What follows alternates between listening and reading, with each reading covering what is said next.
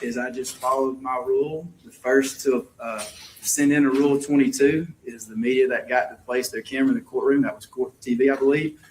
They know how to pull. The order's been out there. They should have everything and accommodate everyone, getting you all that you need, because that's the rules. And I've been assured they know how to do that and will accommodate all other media outlets for what you need. All right. All right. Justin, you ready? All right. This is State of Georgia versus Sarah Grace Patrick. Again, defense. This is your motion on your motion for bond. You ready to proceed? Oh, this is the bond hearing as well. Okay. All right, defense. This is your motion. So whenever you're ready. So apparently there's testimony here. Yeah. All right. Have Mr. Bonner, please. Please step out in the hallway. There was no room for That's it. fine. If we can announce for Mr. Bonner.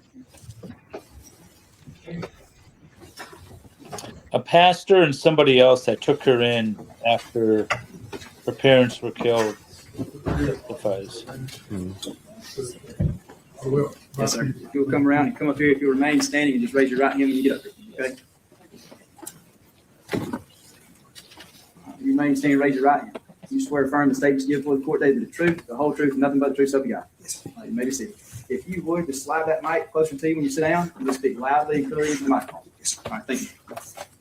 Good morning, Mr. Bonner. Good morning. Or should I say pastor? Just Ben. Just being. All right. Where do you work? I'm lead pastor at Catalyst Church, Carrollton, Georgia. That's here in Carrollton, Georgia? Yes, sir. About how far is it from this location? 113, couple miles. I'm geographically challenged, not my gift, but 2 to 4 miles, I Okay. guess. About how many minutes would you think? It's From where here, God depends on lives. time of day, 5 to 10. All right, 5 to 10 minutes. I'm not Sorry, what did you say? I said it's where God lives. That's all you need to know. very far. No, ma'am. How long have you been the pastor at Catalyst Church in Carrollton? We started Catalyst in 2017, so since the beginning, I was one of the founding pastors And do you have services every week? every week. Okay, Yes, sir. what days are those services on? We have 2 services on Sunday, 9 and 10:30. No Now, Wednesday. in relation to this case, were you asked to write a letter about Sarah's character? Yes, I was asked to write a letter. Well, I honestly offered anything I could do to help any of the family. Want to be a support. May I approach them? Yes, ma'am. I'm showing you what's been marked as defense bond exhibit 2. Do you recognize it? Yes, I actually brought a copy, so in case I need to read it. Is that your letter? Yes, ma'am. Has anything been altered or deleted from it? No. Okay. Defense seeks to tender defense bond exhibit 2. Any objection from the state? No. All right, it'll be admitted. Thank you. Thank you. Now, Pastor, would you read that letter that you prepared? Yes. To Honorable Judge, my name is Ben Bonner, and I serve as lead pastor at Catalyst Church in Carrollton, Georgia. I'm writing on behalf of Sarah Grace Patrick, a young woman who's been a part of our church family for about a year now. Sarah Grace first came to Catalyst around a year ago. From the beginning, she was eager to grow in her faith and get involved. She made a personal decision to be baptized not long after attending, and has stayed consistently connected to the church ever since. She didn't just show up on Sunday. She came during the week as well, asked questions, served, invited others, including her boyfriend at the time, and clearly found a place where she felt at home. Throughout the past year, and even through the challenges of this year, she has continued to attend services regularly. She and her family often travel over an hour just to be with us. I've spoken and prayed with Sarah Grace many times throughout this season. Her commitment to staying grounded in her faith and connected to a healthy community has remained steady.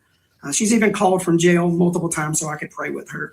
Her father has also become an active part of the church. He was baptized recently, and he still comes to services faithfully. It's a privilege to walk with their family during such a difficult time, and we love and care for them deeply. If it's possible, and the court sees fit to grant Sarah Grace bond, we would gladly continue to walk alongside her as a church. We believe having her with her family and church community is an important part of her support system. We're committed to loving her well, encouraging her, and helping her continue on a positive path. Thank you for your time considering this. Sincerely, Ben Bonner. Thank you. You know, Pastor, are there other members of your church? there are times when people write letters in support of people incarcerated for bond. Mm-hmm. Right? They write them all the time. Usually it's mom, let my boy out. He's innocent. I sincerely believe this guy's statements. You know, It's not like the other ones that we've heard in the past. Yeah. I think this guy truly believes in this woman's innocence, which is interesting. But I just the way he talks and the way he read that, completely sincere. I believe everything that he has to say. Not that she's guilty or innocent. That's not proof of anything. But he truly believes, like, he's interacted with this family. He's interacted with this defendant. I hope he testifies. Yeah. The congregation here in the courtroom with us, or are you in the hallway? They're in the hallway. I brought a few staff, and then there's some other church families spread out that were connected to Kristen James, Sarah Grace, all the family, which they brought to the church. Now, you said that Sarah and her family came back in August of last year. Is that correct? Yes, ma'am. When they came, were they just attending, or were they further engaged in activities at the church? No, they the entire family, James, Kristen, Sarah Grace, they jumped right in. That's why it's hard. They became very, very beloved between August and February. I mean, our church family adores all of them. You know, everybody, and we're for the entire family. So. Okay. And Sarah, specifically as it relates to Sarah Grace, was she involved or engaged in other programs throughout the church other than attending Sunday services? Yes, the entire family in multiple teams. The entire family, multiple teams, from cleaning to kids, kids ministry. I have a staff now, so and a lot of team leaders. The church looks a lot different the last several years with growth, but they were engaged in multiple teams. And if you ever need me to give a list, because I don't want to misspeak, I could get an actual list of all that things the family, Sarah Grace, were engaged in. Was that safe to say they were involved in more than just Sunday services? Yes, they were there in the week. They were there during the week, not just on Sundays helping. All right. Now, you said in your letter that family still comes over an hour to come to your church on Sunday. Yes, ma'am. Are you referencing DJ? DJ, yes, DJ, and then DJ Junior, little DJ, and everybody still comes except, of course, Jaylee, because she lives away with her grandmother. Are you That's a sure long drive. this is a white But they all church? actively come and consistently, even now that Sarah Grace hasn't been able to come. Yeah, folks. Yeah, generally, I don't know much about churches. I mean, Steve Gosney got me to a Catholic sermon when I went there, and I didn't catch fire, so that's a positive. And but a DJ in church, is that common? Unfortunately, it's more common these days than I would like. I've been searching for a good traditional church with organs and hymns, and they're hard to come by because there's DJs and rock bands and all this stuff now. All right. Yeah, I mean, it depends. There are some very traditional churches that kind of stick with hymn books, but a lot of your more kind of non-denominational, just Christian churches are moving more toward rock bands or We got to bands, appeal DJ. to the masses. No. Do you know how to appeal to Mo?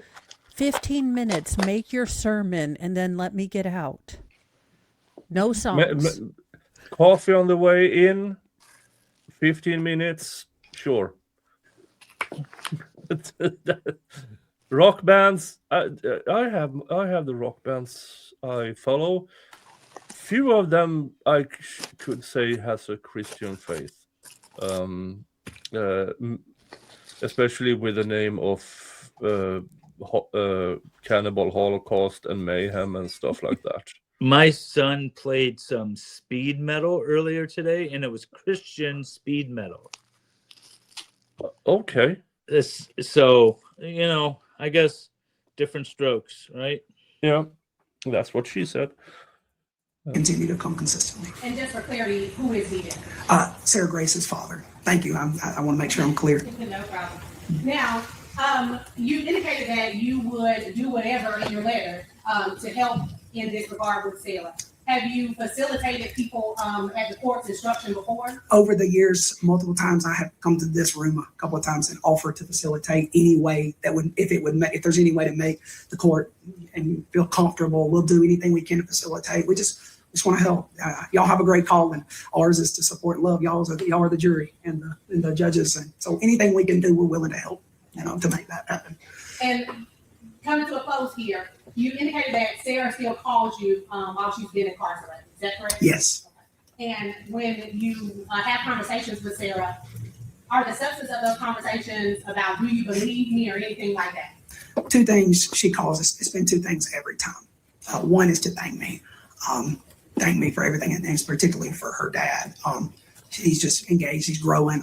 He's really growing his relationship with God.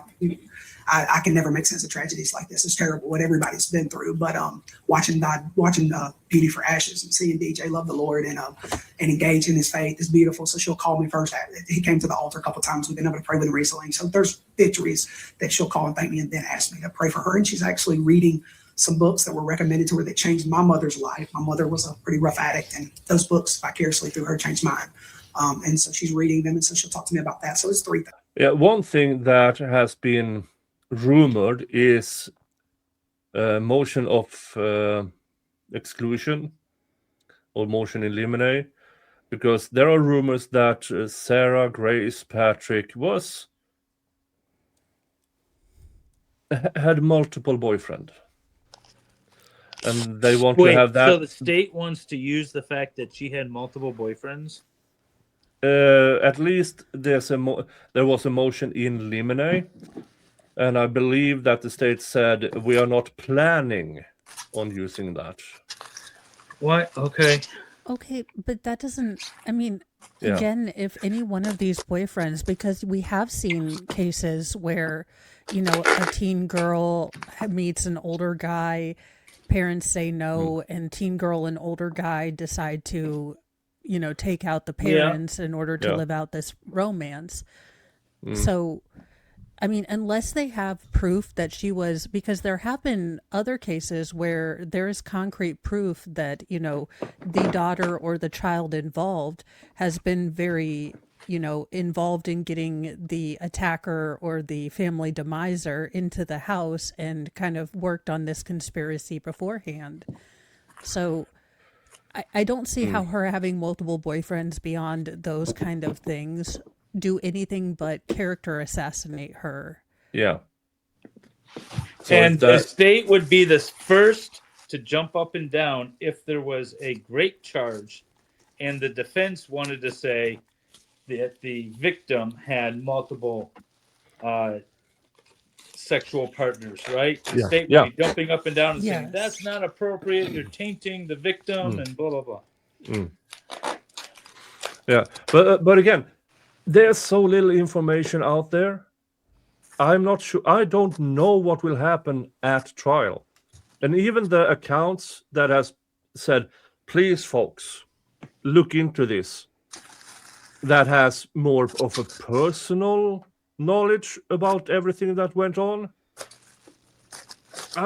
They also say, we don't know what evidence will be presented. We don't know if there's a gun found. We don't know if there's gunshot residue. But the only thing is from the state's press conference about there's data, there's phone, but okay. Are we noticing a trend more and more? Because a lot of the cases, it used to be, when I started with Rick Allen, you know, with that case, it was easy to get a probable cause affidavit. But with some of these more high profile cases, the defense is very cognizant of it being a public case and therefore not really wanting any of the cameras in the courtroom, or there are, you know, cost prohibitive things to the filings coming out. So is this a new strategy by prosecutors because the true crime genre has gotten big and they have experienced the Karen Reed effect? My biggest thing is this. The state, through the police, will say, horrendous crime, father and mother murdered, and we need a suspect, and, you know, all this graphic stuff, and this is a heinous crime for months and months and months. And then they'll charge somebody, and then they'll say, we need a gag order so that nobody can talk about it, even though they've been talking about it for months, if not years, depending on how long it's been going on. So they've tainted it towards, look at this horrible crime. Now all of a sudden we've got somebody in custody, but we don't want them to be able to say their side of the things. That's what I see happening recently. Yeah. It's prayer, thankfulness, and what she's reading. All right, that's all I have for you, Ben. The state may have some questions for you. Thank you. Okay. Thanks. State? I have a question for you, Pastor. Thank you. All right, thank y'all. Oh yeah, Mr. Bonner, you testified, so you're good welcome choice to stay by the before you, states unless y'all because think he might They would Any have other reason? nothing against this guy. All right, and you can remain in the courtroom to the room. Thank you. Appreciate y'all. Thank you. Defense now calls Katie O'Keefe. Katie O'Keefe. That's a last name we know about. Not related to the Massachusetts O'Keefe, I believe. Maybe you'll come up and just remain standing, raise your right hand once you're here.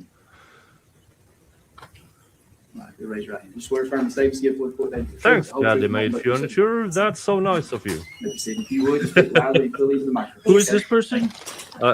Kathy O'Keefe. Yeah, for it. Katie All right, O'Keefe. Katie. How do you know Sarah Grace? Wait, you need that spelling. Okay. My name's actually Caitlin. Could you state your name? My name's Caitlin O'Keefe, Kaitlin, O''K. Nobody knows her name. All right. How do you know Sarah Grace? I met Sarah about 3 days after all this happened with her mom and dad. And how did you come to meet her? I was friends with her dad. We used to play cell phone games. He told me what happened. Told me that the kids didn't have any clothes. Since the house was closed off, they didn't have anything. So I've taken in a child or two in my time. So my heart broke for it, and I was like, please let me take her shopping. So I came and picked Sarah up and took her to get clothes, underwear, deodorant, your basics. And since that time, so that would that have been a date? It was February 23rd or 4th, I believe. Yeah.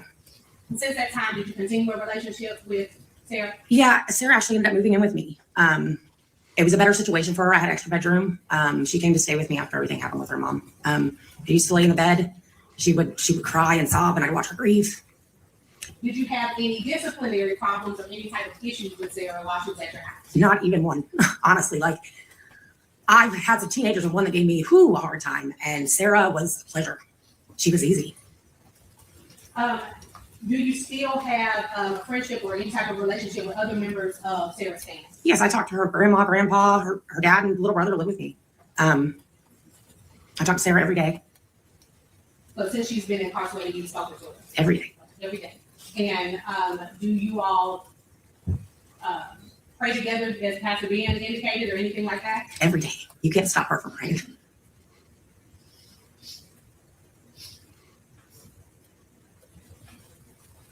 Now, are you aware if at any time during her stay with you, did she have a driver's license?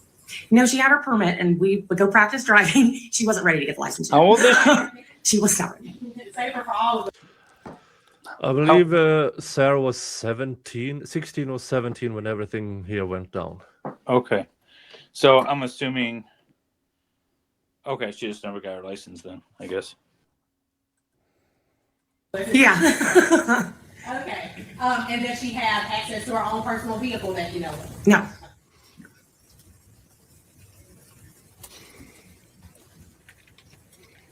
During the time that she was with you, was she attending school? She actually worked really hard and graduated a year early.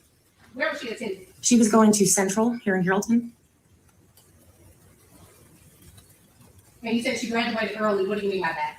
And she worked hard. She was on track to graduate early before all this happened. But I mean, even after this happened, there were some rough times. But when we found a peaceful moment, I'd be like, let's get your schoolwork done. Let's make your mom proud by showing her you finished this. And that was a big goal for Sarah. And do you know how old Sarah is? She's 17. Did you know, or during the time that she was with you, did she have a job? She did. She worked on the street at a local restaurant. And do you know if there were any problems that you're aware of at the restaurant? No, they loved her. They still love her. They ask about her all the time when I go up there.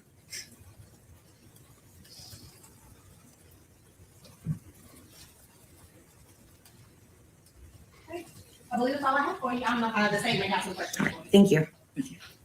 State, any questions? I think I have just one for clarification. You did not know the defendant prior to the shooting, is that right? No. It's after that was. After. That's on. Thank you. Thank you. Can you follow up? No. All right. Can this witness be excused? Yes. All right, maybe excused, please, you can remain in the court, okay? Now that you asked for sequestration, it's not really necessary here, but y'all are good? I'm good, Your Honor. Okay, all right. We call Carrie Jensen. Carrie Jensen?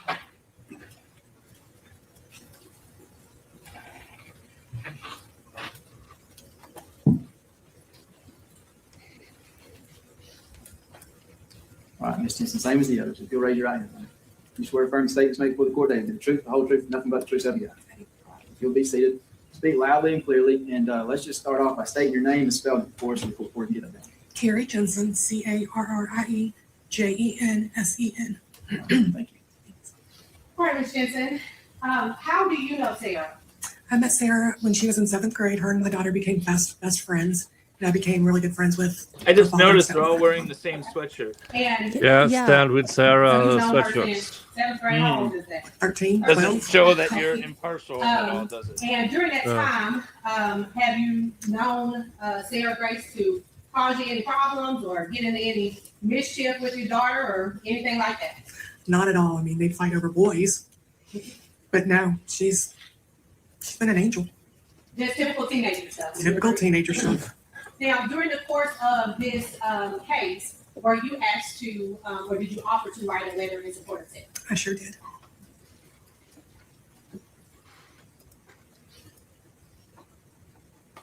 May I approach her? Yes, ma'am. I'm showing you, Carrie, what's been marked as defensive bond exhibit 7. Do you recognize it? I do. And what is it? It's my letter to Judge Hightower. And has it been changed or altered or any deletions or additions in any way? No. See to defense bond exhibit 7. Any objection to the statement? Okay. It's admitted. Thank you, Your Honor. Sorry for the numbers being a little off. I didn't know who would be here. Who wouldn't. It's all right. All right. Would you read your letter for the court? Sure. Dear Judge Hightower, my name is Carrie Jensen, and I'm writing this letter on behalf of Sarah Grace. I first met Sarah when she was in 7th grade. She and my daughter attended the same middle school, and her stepsister played softball with my daughter. Our families quickly grew close. Sarah would spend weekends at our house, and my daughter Caitlin would do the same at theirs. We've shared camping trips together and weekends at West Point, creating strong bonds between our families. They have been best friends since. At the time, Donald and Kristen were in the middle of a custody battle. When I first met Sarah, she was a little shy, very sweet, kind, and humble. She was cautious around new people, but soon she warmed up to me and once told me I had a motherly presence that made her feel safe. As our relationship grew, she began to open up to me about her past and experiences with Kristen and James. One thing she said that has always stayed with me was, no matter what they've done, I will always forgive them and love them, because deep down, I know that's not who they truly are. This statement showed the depth of Sarah's heart. She truly believes in forgiveness and has always extended the same grace to others. She once told me that holding grudges isn't what God wants for us, and I've carried that wisdom with me ever since. While staying at our house, Sarah was full of life, happy, upbeat, and in many ways a typical teenager. But there were also signs of trauma she endured. She would often apologize for things she never had to, like she would asking for food, taking a shower, or using the bathroom. It was heartbreaking. Despite that, she remained incredibly kind, respectful, and especially patient with my son, who is on the autism spectrum and is the same age as Sarah. She was fiercely protective of him and everyone she cared about. Sarah has a huge heart. She is loving, protective, and deeply rooted in her faith. She has always expressed a strong, She has always expressed a strong desire to work in radiology field and has never been afraid of hard work. Hurting someone simply isn't in her nature or character. Over the years, I have held her through moments of deep pain and tears, and through it all, her love to her family, especially her siblings, Jaylee and Donnie, has remained unwavering. She would never do anything to harm them. She wants only to protect them. I respectfully ask that you consider granting Sarah Grace bond. She is not a threat to anyone. She is deeply loved and supported by my family, by me, and her own family. I truly believe she deserves a chance to be home, surrounded by those who care about her. Thank you for your time and consideration. Thank you. Now, you indicated that she deserves to be home in your opinion. Yes, ma'am. And would you agree, or you can disagree with me, that you would be a part of her village if she were home? Absolutely. And what would that entail? Whatever she needed. If she needed a place to stay, she can stay at our house. She needed rides. Me, my daughter, or my husband would be more than glad to take her anywhere she needed. Whatever she needed is at her disposal with us. Thank you, Ms. Jensen. That's all I have, and if you'll hand that letter to the judge. Thank you. Thank you. And the state may have some questions. Yes, ma'am. Statement, questions? Just a handful, Bill. Okay. Nice to meet you. Nice to meet you. My name is Michael Parrish. I'm representing the state of New State. You said that your daughter and the defendant went to school together, is that right? Yes, they did. What school was that? They went to East Coweta Middle. Now, were you aware that at some point the defendant attended an alternative school? Yes. And what's that alternative school? How does that function? I'm really not familiar with that. I'm so sorry. Is that related to disciplinary issues as far as you understand? Not that I'm aware of, no. You said you would be part of her village and that she could actually stay with you. If need be. You live here in Carrollton, No, I live in Wadowee, Alabama. Downey, Alabama? Yeah.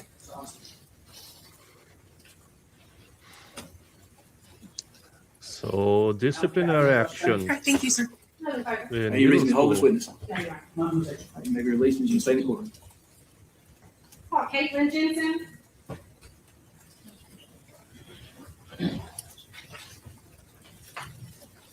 There's a lot of witnesses. Yeah. As M11969, it appears she has many people ready to support her. Yeah. Wow, this is cool. There you go. Raise your right hand. You swear firm statements make before the court that is the truth, the whole truth, and nothing but the truth, so help you God. All right. Now, you might speak up just a little bit. I know And I guess that's the best friend. Take the audio period. So when you sit down, speak clearly in that microphone, and look, you're here as a witness. So there's nothing to be afraid of. All right, so take your time, take a deep breath. I'm not gonna let anybody get too bad. All right? This is a Grab a bond seat right there. hearing. And let's try it out with your name. All right, just say Yeah. your I name like this loudly, clearly, judge and then spell it. trying to make her feel My name is Caitlin comfortable. Jensen, CAITLYN. Hey, thank you, Phoenix Fire, for being a member for 13 All right, months. you stay right there. We're gonna be okay. If you go any lower, I'm gonna have to pick it up a little bit. Yes, sir. Sound good? Yes, sir. Hey, Caitlin. How old are you? I'm 16 years old. And are you and Sarah friends? Yes, ma'am. And is Kill your mom? Yes, ma'am. Now, I heard your mom say that you guys went to school together. Is that right? Yes, ma'am. At East Coweta? Yes, ma'am. And have you gone to school together This since then, is or that was the last time you went to school? Good question. Badly made furniture. Have any development psychologists commented on this? Because there's not just risk to others at stake, but also risk of direct damage to the defendant's development as well. There's been the latest hearing that I know of was the defense talking about having done a psych evaluation on Sarah Grace Patrick. So in Michigan, this is not Michigan, obviously, but in Michigan, the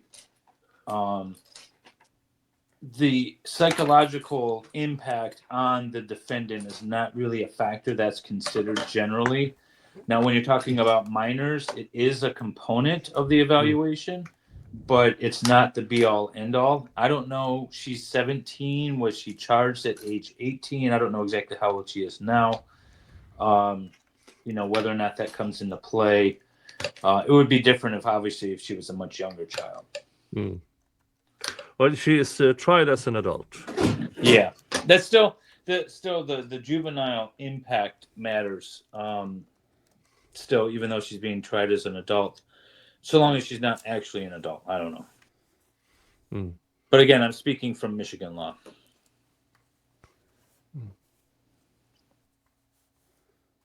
This witness looks like Paige. And I need to get my Lego. It's a sad day. I'm disassembling my Santa's post office since Christmas That is is so over. cool. So I'm disassembling it as we stream. When I say Paige, Paige is a former WWE wrestler. She does. Yeah, that's Who is this? This is Paige, former WWE wrestler. What's her connection? No, it's just they look. Oh, they look really alike. alike. Oh, I see.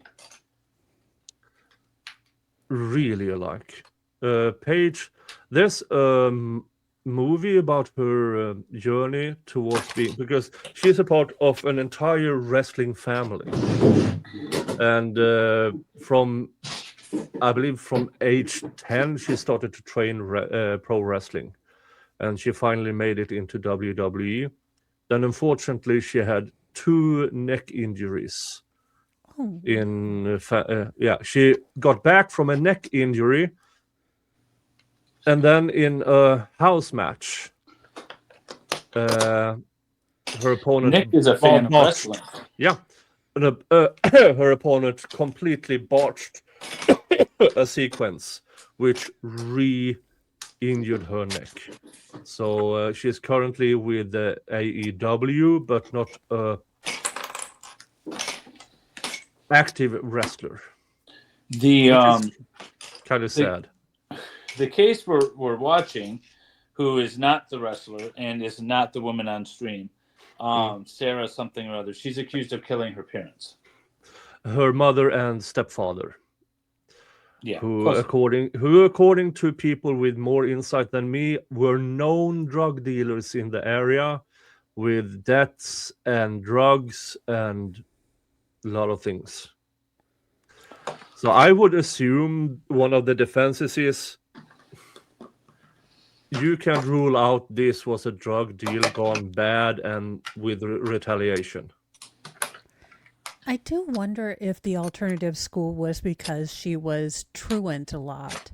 Because it's not always that you're, a violent disciplinary person. Sometimes you do get sent to alternative schools because you're truant all the time. Could be social anxiety as well. There's a lot of things. Yeah, there's a lot of things. There are schools out there, even over here, that will more or less evict victims of bullying instead of the bully. So we don't know why she suddenly went to another school. I'm gonna say 9th grade. She started at East Carolina High School, and then she moved. Do you know if that's when she moved with your mom? I'm gonna say yes. Now, so that was 9th grade.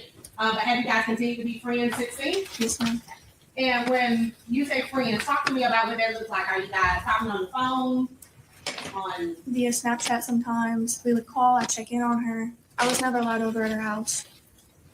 But she was allowed at your house? Yes, ma'am, I'd go and get her. I'm sorry, I didn't hear that. I would go and get her. Okay, you would go and get it. So you have a car? Yes, ma'am. Okay. And you have a driver's license? Yes, ma'am. And we shouldn't be scared? No, ma'am. Okay. I'm a great driver. Okay. Now, so you guys have kept in touch over the years, is that right? Yes, ma'am. Okay, and Hey, when Kat you is guys here. keep in touch, what sort of things do you do? Hey, Kat. Well, usually I go and Pause get her, it, Nick. and then we go to the gas station and get something to eat. Sorry, what you say? So I find it very interesting that she emphasized she wasn't allowed to go over there. Yeah, I picked up on that too. So she wasn't allowed to go over to her house, but she could pick her up. She just wasn't. They weren't allowed to hang out, is what it sounds like, and that's telling. If in fact, like the rumor that there's drug dealing going on is interesting. Yeah, but it's interesting that the mom who is this, little girl's daughter, or the woman who was on before this was her mother. You would think that she would also bring that up, but she made it sound like there were back and forth sleepovers when she was testifying. The mom might not have known either.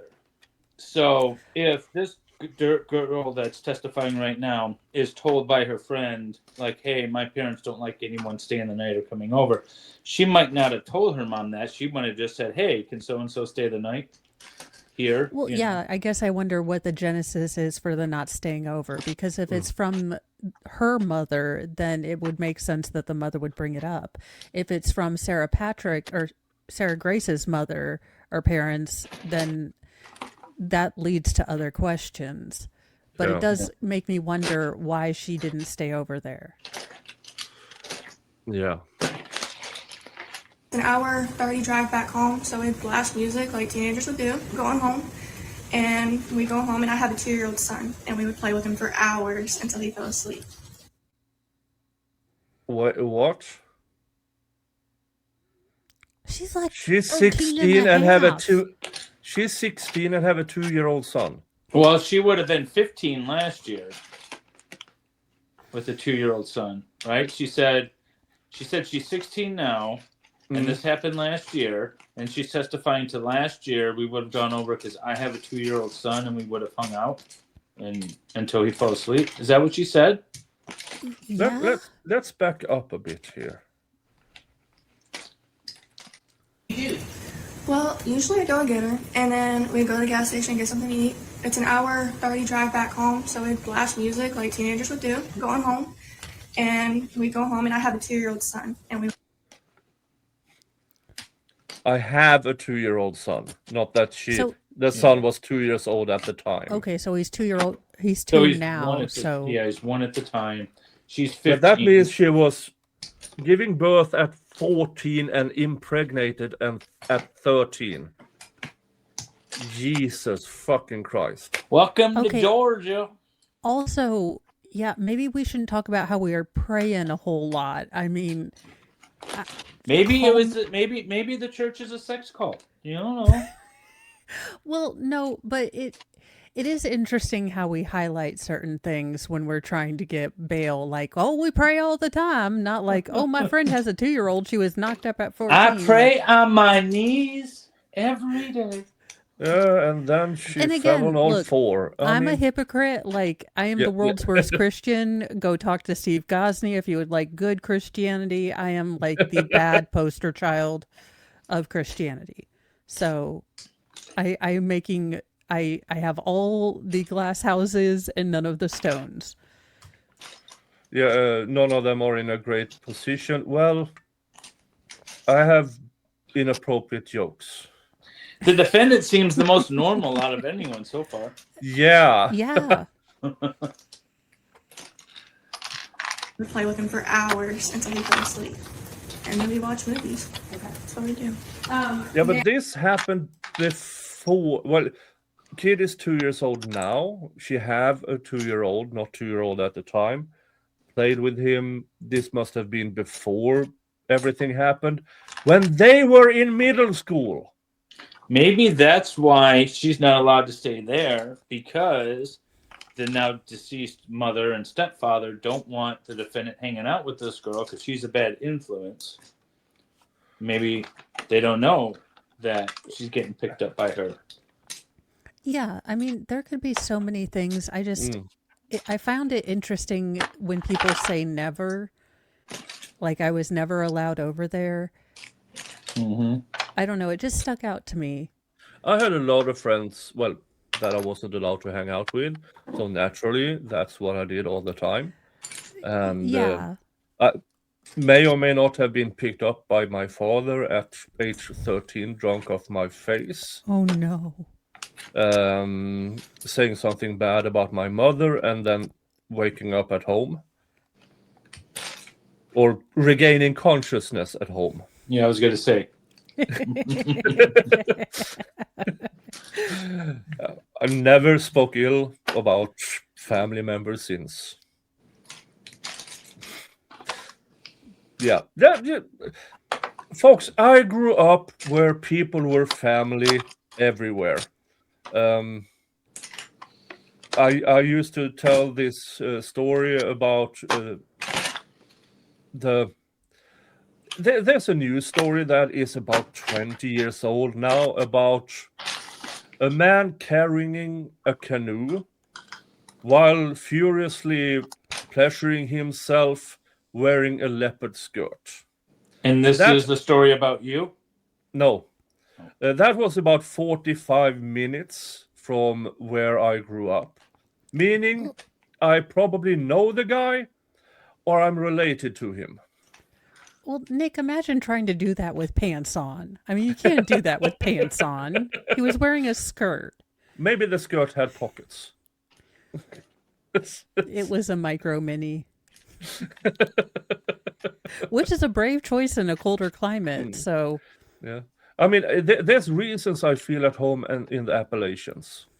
I love that the universal thing is there are hillbillies everywhere. Yes. Redneck is know, a state of mind, not a location. You know you're a redneck when Yes. your family makes the headlines while wearing a leopard skirt. All right, let's continue. Now, at any time have you, well, let me ask this. Have you talked to Sarah since she's been incarcerated? I have. And what have those conversations been like? Telling me she loves me. She's so thankful for me. She's excited to get to go on the jet skis again one day, have fun, be a teenager. And then we pray. Okay. Now, are you attending church too? I used to. But you're not at Catholic church? No, ma'am. Because that's It's too far. far away. That is far. No problem. Now, were you in contact with Sarah after the incident happened? Yes, ma'am. And did you have any concerns about Sarah leaving or running or trying to get away anywhere? No. Did she ask you to come pick her up and take her back to Alabama and hide her or anything like that? No. Okay.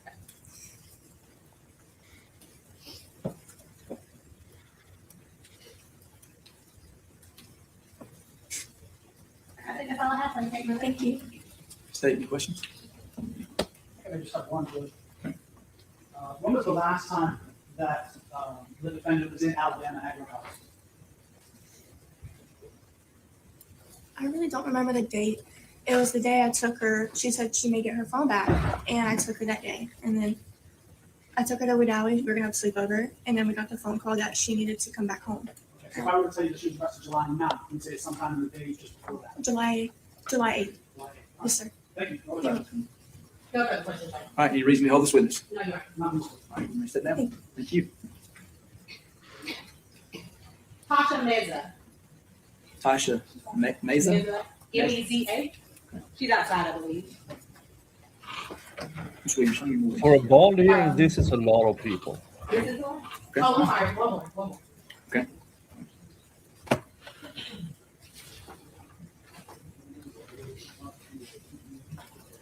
Few generations back, this is not normal. Yeah, You're gonna come up but a here, few you generations walk back around from my, there, you're in gonna my come up, case, I'll give you we're some talking directions. about people who died in the 1800s. All right, you'll come on and remain standing and raise your right hand.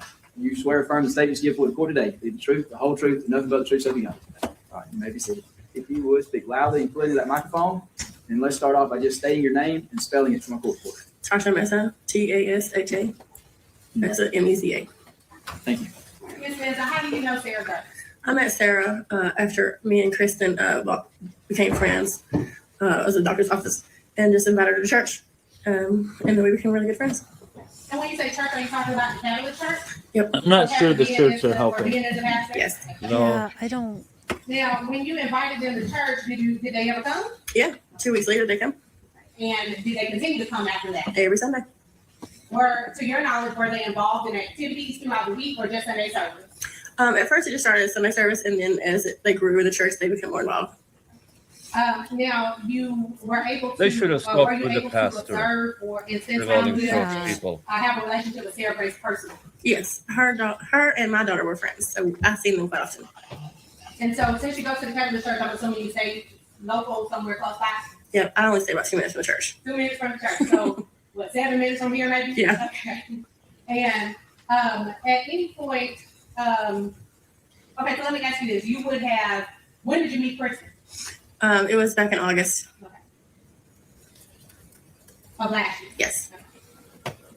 And when you met her, during that time, how often would you say that you had occasion to spend with her and Sarah? For the beginning of the part, we just stayed on the phone mainly, and then as we grew closer, we went to birthday parties and cookouts and that sort of thing. So, I mean, it was a few times.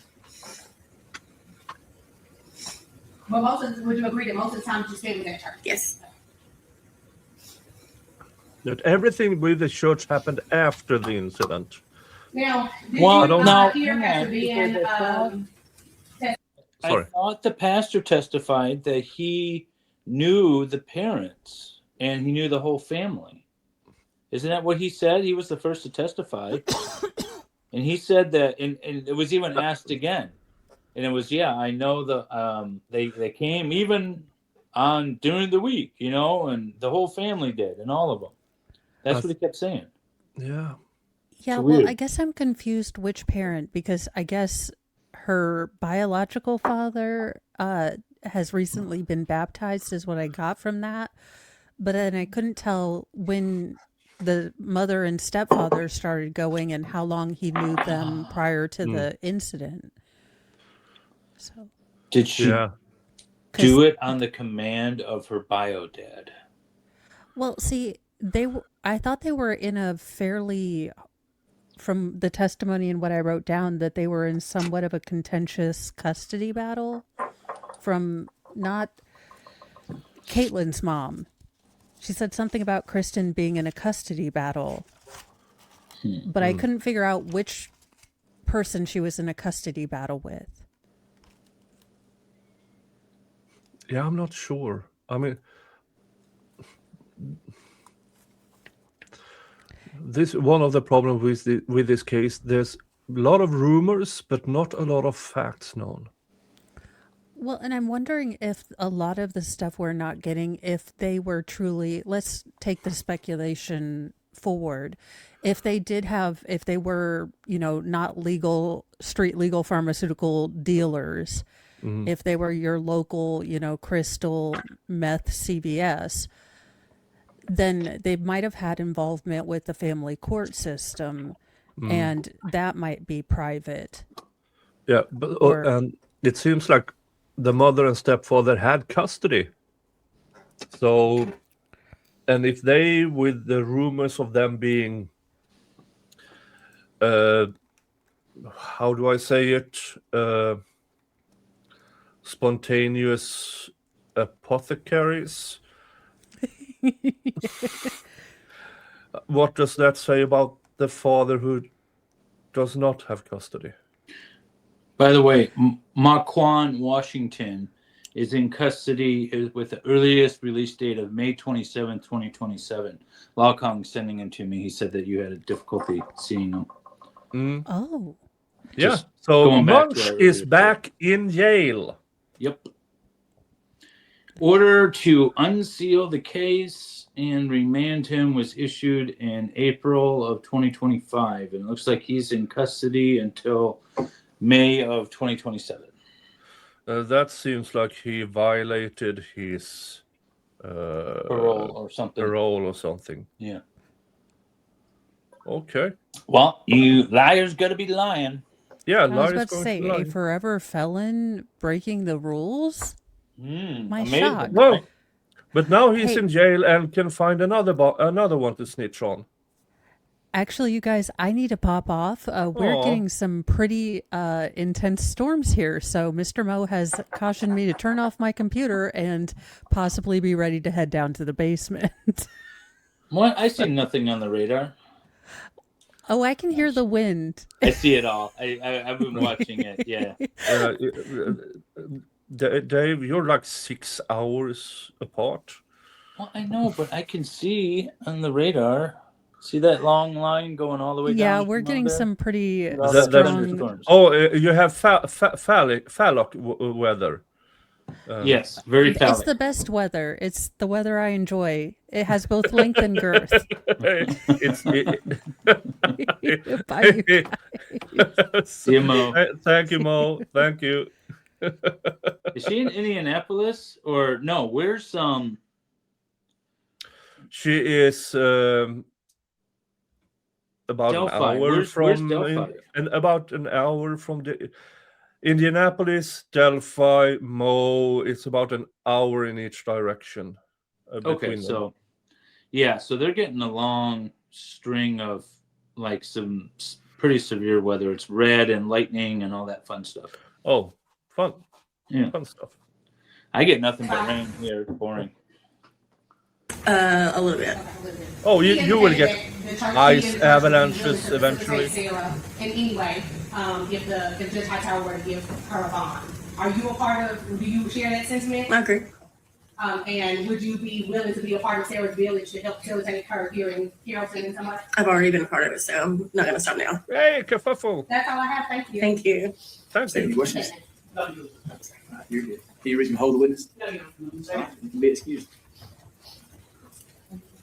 My last witness is Commissioner Rogers. Sideburns. Those are some pretty long sideburns. Yeah. Did we just enter a 1970s courtroom drama? The hair doesn't match the sideburns, right? Like if it was Yeah. parted and like combed over, you can understand the sideburns, but not with the spike and then Dave, the are you sideburns. giving hair advice? I am. Yes, I am qualified. I do have Yeah. some. Yeah. Oh, the two of us. But then it's getting thinner on top, so eventually it will become. Yeah. I just got a haircut. That's why it looks so short. Oh, Yeah. I didn't notice. Yeah. It's So Law Kong is saying word is that Munch has a reputation with the inmates now, and he can't be used in Wisconsin. I'm assuming he's saying he can't be used as like a witness. nobody's surprised over that, but that's not the inmate's decision. It's the prosecutor's Well, the decision. problem is they're still going to rely on the conviction when this eventually goes to appeal. They're going to be like, no, he was a qualified expert, or not expert. Yeah, he was a qualified expert. He was a qualified witness and testified truthfully. Yeah, that testimony is so bad. I mean, I've shown it to a bunch of people, and they just go, seriously. Yeah. The problem is that the jury, if you were to ever ask the jury, if they were ever able to talk, they could say, we didn't believe a thing that he said, but we still think Zach did it, right? Yeah. That could be still, a reality. Careful, the still of the judge looks like something out of an SNL skit. Yeah. But I mean, of the little I've seen of him, he seems professional. So the sideburns are the disguise. Yeah, but he also looked like he's either 19 or 41. The judge? Yeah. We have a really young-looking judge here, too. He's a district court judge, but he's extremely young-looking. I think he's been on the bench for like 15 years. For like as long as I've been practicing law, he's been on the bench. But he looks like he's 10. Yeah, Judge Hightower, I think his name is. It looks like a Shad. The vampire, yep. It's looks like the world's too big for him. Attorneys, can you approach just a minute?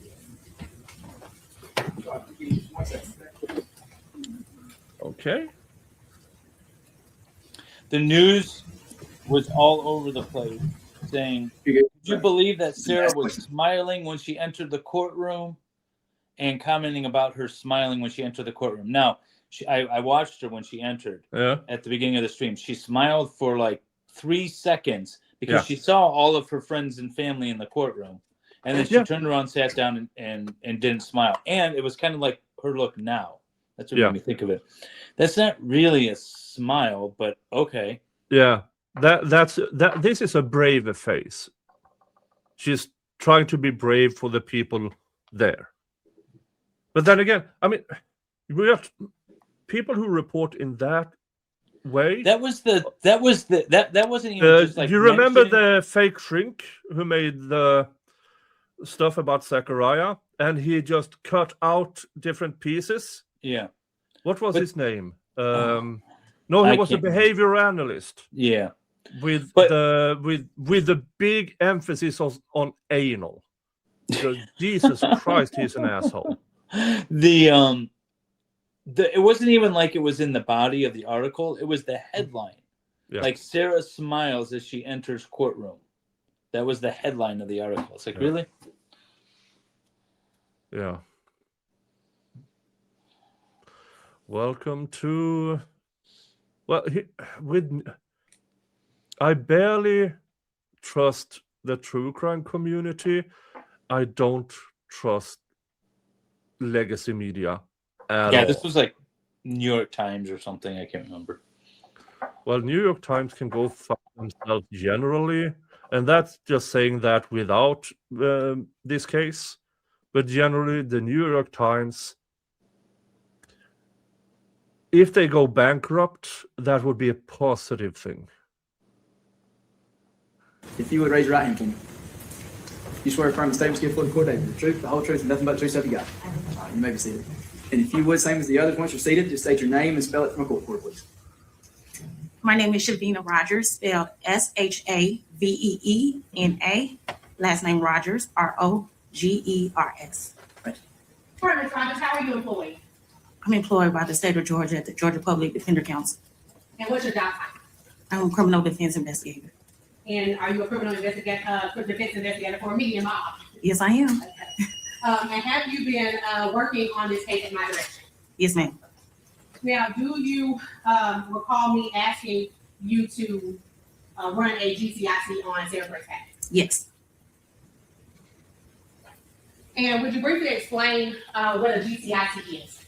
GCIC is a Georgia Criminal Investigation Center and is ran by the GBI, the Georgia Bureau Crime System. And what I do is for each client, I run their CCH, client or witnesses of each case. I run their CCH, and that's their computerized criminal history. Okay. And did you do that for this case? I did. Yes, ma'am. I'm showing you what's been marked as offensive bond exhibit 1. Do you recognize it? I do. Okay, what is it? It's Sarah It was Grace people. Patrick's criminal history record. Okay, and is that your criminal history record that you ran through it? Yes, ma'am. And is that the report that you received once you put it into the computer? Yes. Has it been changed or altered in any way? No, ma'am. Seek to admit defense bond exhibit 1. Any objection from the state? No objection. It'll be admitted. Now, when you ran that GCIC or criminal history on Sarah Grace Patrick, was there any return? Just one. Okay, and what was that return? What we are here for today, the same case number. Okay, and would that indicate to you that she had not been arrested in the state of Georgia for anything else? No prior criminal history. Now, Yeah, in- but does that search include juvenile things if those were closed and locked away? Yeah, the state would still have access to that information, so that would be accessible. Okay. the course of also investigating this case, have you talked to witnesses? I'm sorry, not witnesses.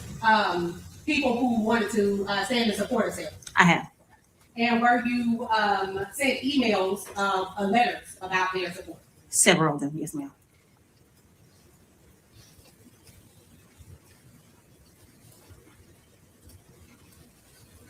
Ms. Williams, while he looks at that, on the GCIC, since it's been admitted, have you redacted any personal information that's on there? Because what we may need to do, I haven't seen it yet, but sometimes there's personal identifying information that needs to be redacted. I have not. I can provide court with a redacted copy. Okay, either that or we can get my clerk to black it out. That would be fine. Okay, all right.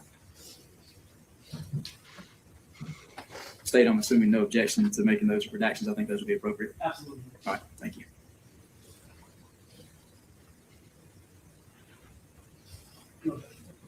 Now, Yes, ma'am.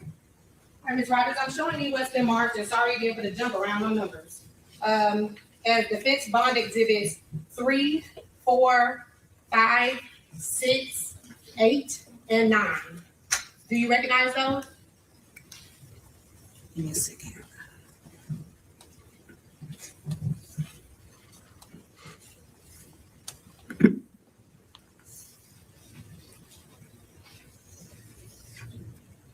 I do. And what are they? These are character witnesses letters that were sent for Sarah Patrick. Did you receive those in your email? I did. Your state issued email address? Yes, ma'am. And have they been changed and altered in any way since you received them in that order? No, ma'am. As a matter of fact, did you run those copies for me? I did. For today? Yes. Okay. Seek to admit defense bond exhibits 3, 4, 5, 6, 8, and 9. Any objection from the state? Okay. All right, they'll be admitted.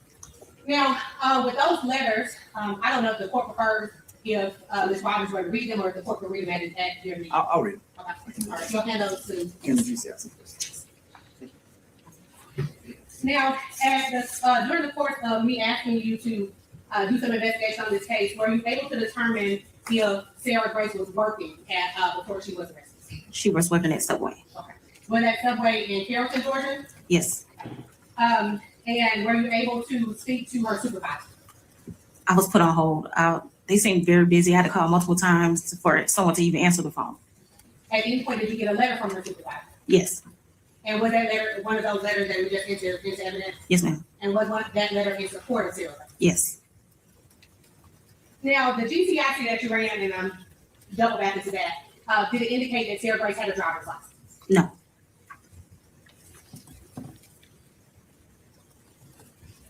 Right, I believe it's all that. Thank you. No problem. State, any questions? Just a couple of them. Okay. As part of your investigation, did you look into any other areas where the defendant lived for the past 5 years? I didn't. I spoke with family members, but that's about it.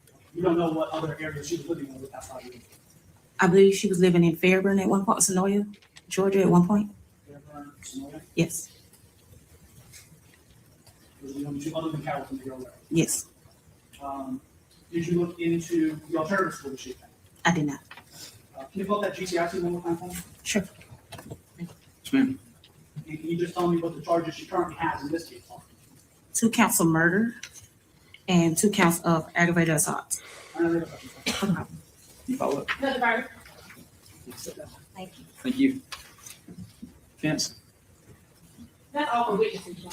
It's just they're not all of it. State, you're gonna be up next, but if you're gonna give me just a few minutes, let me read through these letters.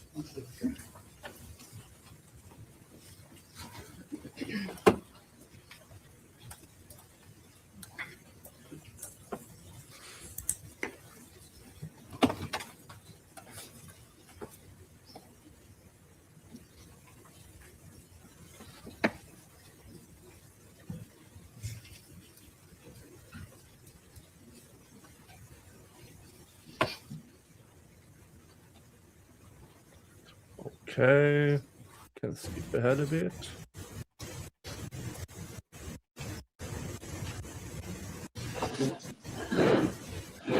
Sorry, were you calling me? I had to step away for a second.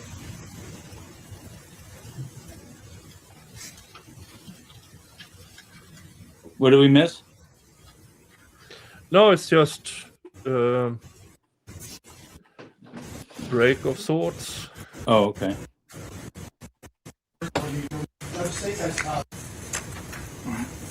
Thank you. State. Okay, state witnesses. Three individuals that we'd like to call pursuant to the victim's bill of rights. The first is going to be Kim Gold.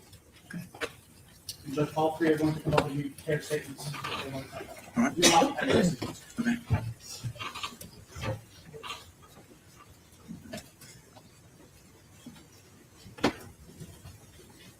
You raise your right hand.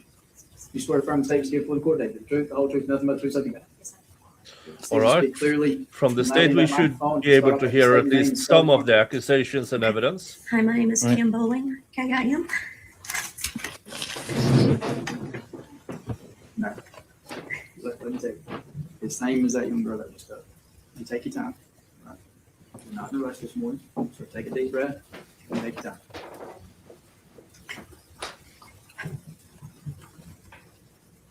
BOWLING. Ms. Gold, Yes, you go ahead and tell us how you're related to this case. Jamie is my brother, my only brother I have left, my only sibling I have had. Okay, so this is the stepfather's sister. I have something to read. Your Honor, my name is Kim Bowling, Now, and I'm Jamie. I understand why the defense brings out people who says we can take care of this girl if she's given bond. Why is the state bringing up one of the victim's siblings in a bond hearing? This seems weird to me. I mean, they need to establish evidence of the crime. The heinous nature of the crime is a factor. The likelihood that the defendant will appear, that the defendant is not a danger to society. So presumably this woman could testify to one of those things. Okay. But they can't just use it to say she's a bad person, keep her locked up. That wouldn't be appropriate. So we'll see. Mm. His sister. I want to thank you for giving me the opportunity to speak today. This seems more like a sentencing. My brother Jamie and his wife Kristen were taken from us. I have become their voice as they no longer had one. I would like to share how this brutal tragedy has affected me. Yeah, this I not doesn't only make lost my sense to me. Yeah, exactly. This does not make sense to me that the sister of the victim goes to court and says how this has affected her. This has absolutely zero bearing on the case. Again, I'm not a Georgia attorney, but in Michigan, you need to focus on what type of crime is it, first of all, and then that changes sort of the standard. And then take a look at, is this person a flight risk? Is this person a danger to society? Is this person do they have any connections outside of the state? What are their connections here locally? Yeah. Have they been an upstanding citizen otherwise? What's their past crimes, if any? Things like that. That's what's relevant here. Mm. This seems weird. Brother, but also my sister-in-law, in the most horrific way imaginable. Every night I lay awake, unable to sleep, haunted by the thought of what my brother Jamie and Kristen might have experienced in those final moments. With the possibility that they were awake when the defendant entered their room with a gun. And I imagine.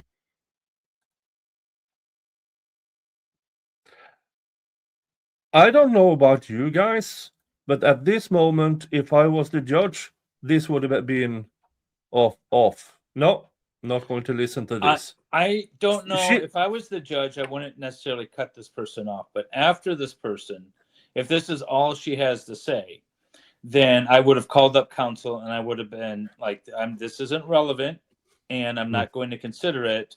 Do you have any witnesses that are actually going to touch on the factors that are relevant to this? Yeah. That's what I would say if I was the judge. Yeah, because I understand her. If she believes that the defendant is guilty, I understand her. That's irrelevant. This is a bond hearing. Her opinion about who did what and when, unless she has a direct fact to speak about, I'm going to give the judge the benefit of the doubt here because he probably doesn't know what the witnesses are going to testify to until they testify. Yeah. So I'm going to give him the benefit of the doubt and assume he's going to do the right thing afterwards and say, like, I'm not going to consider this. Or even if he issues a written opinion later on saying, I'm not considering it because it's not relevant. Yeah. Imagine their terror in their final breaths. The defendant is charged with the brutal murders of my brother, Jamie, and my sister-in-law while they were lying in their bed. Shot multiple times, including both shot in the head. Hey, criminality. Thank you. Mr. Pierce, can you try that? Thank you. Thank you, sir.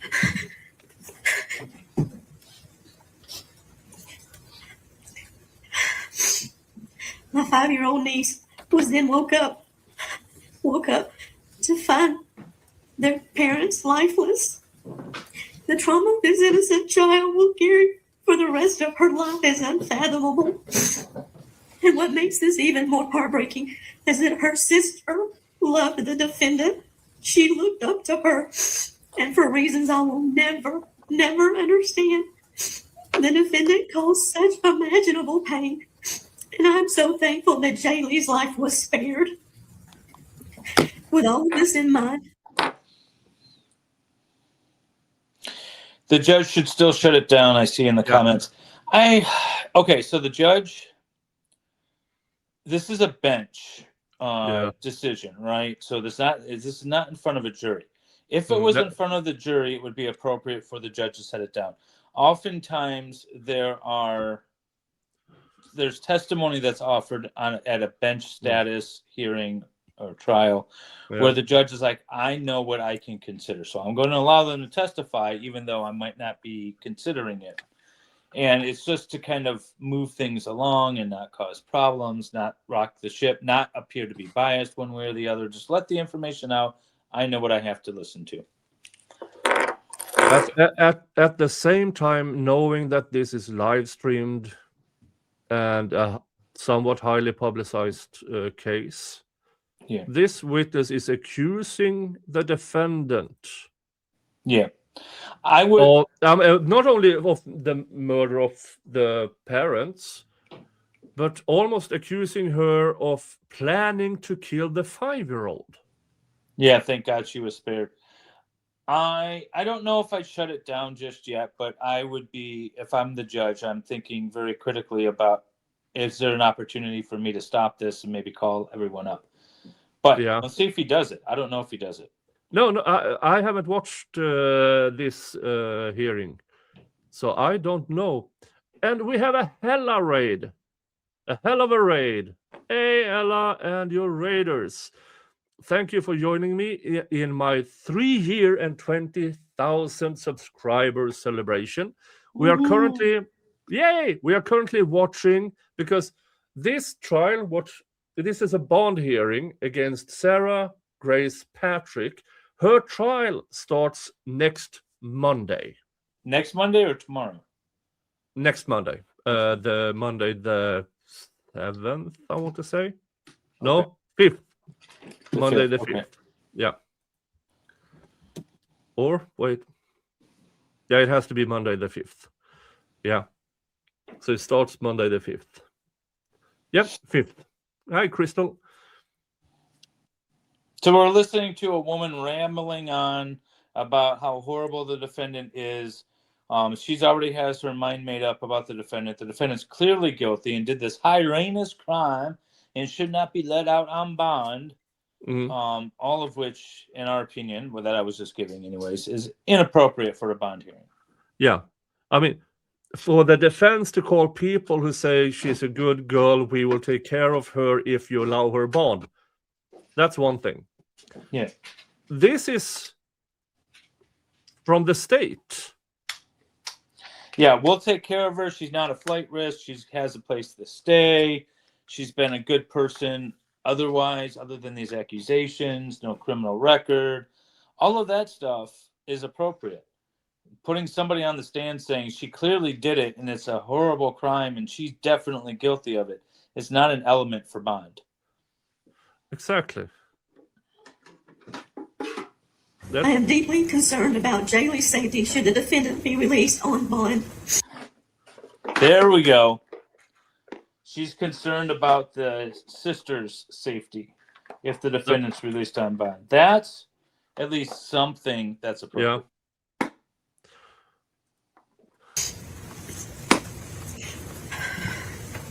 Or the state planning to use the Jaylee and 5-year-old Kristen as had a turned their witness? lives around.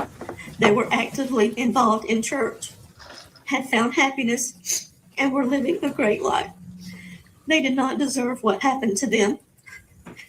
I ask you, please consider the following factors when deciding whether to grant a bond.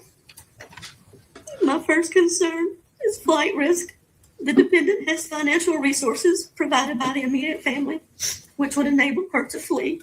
Her family maintains that she is innocent, and given her manipulative behavior, I believe she may attempt to flee. Second concern is witness intimidation. The defendant has shown a pattern of intimidation towards family members and others with knowledge of the crime. That is Sarah reaching out to true crime community to cover this case.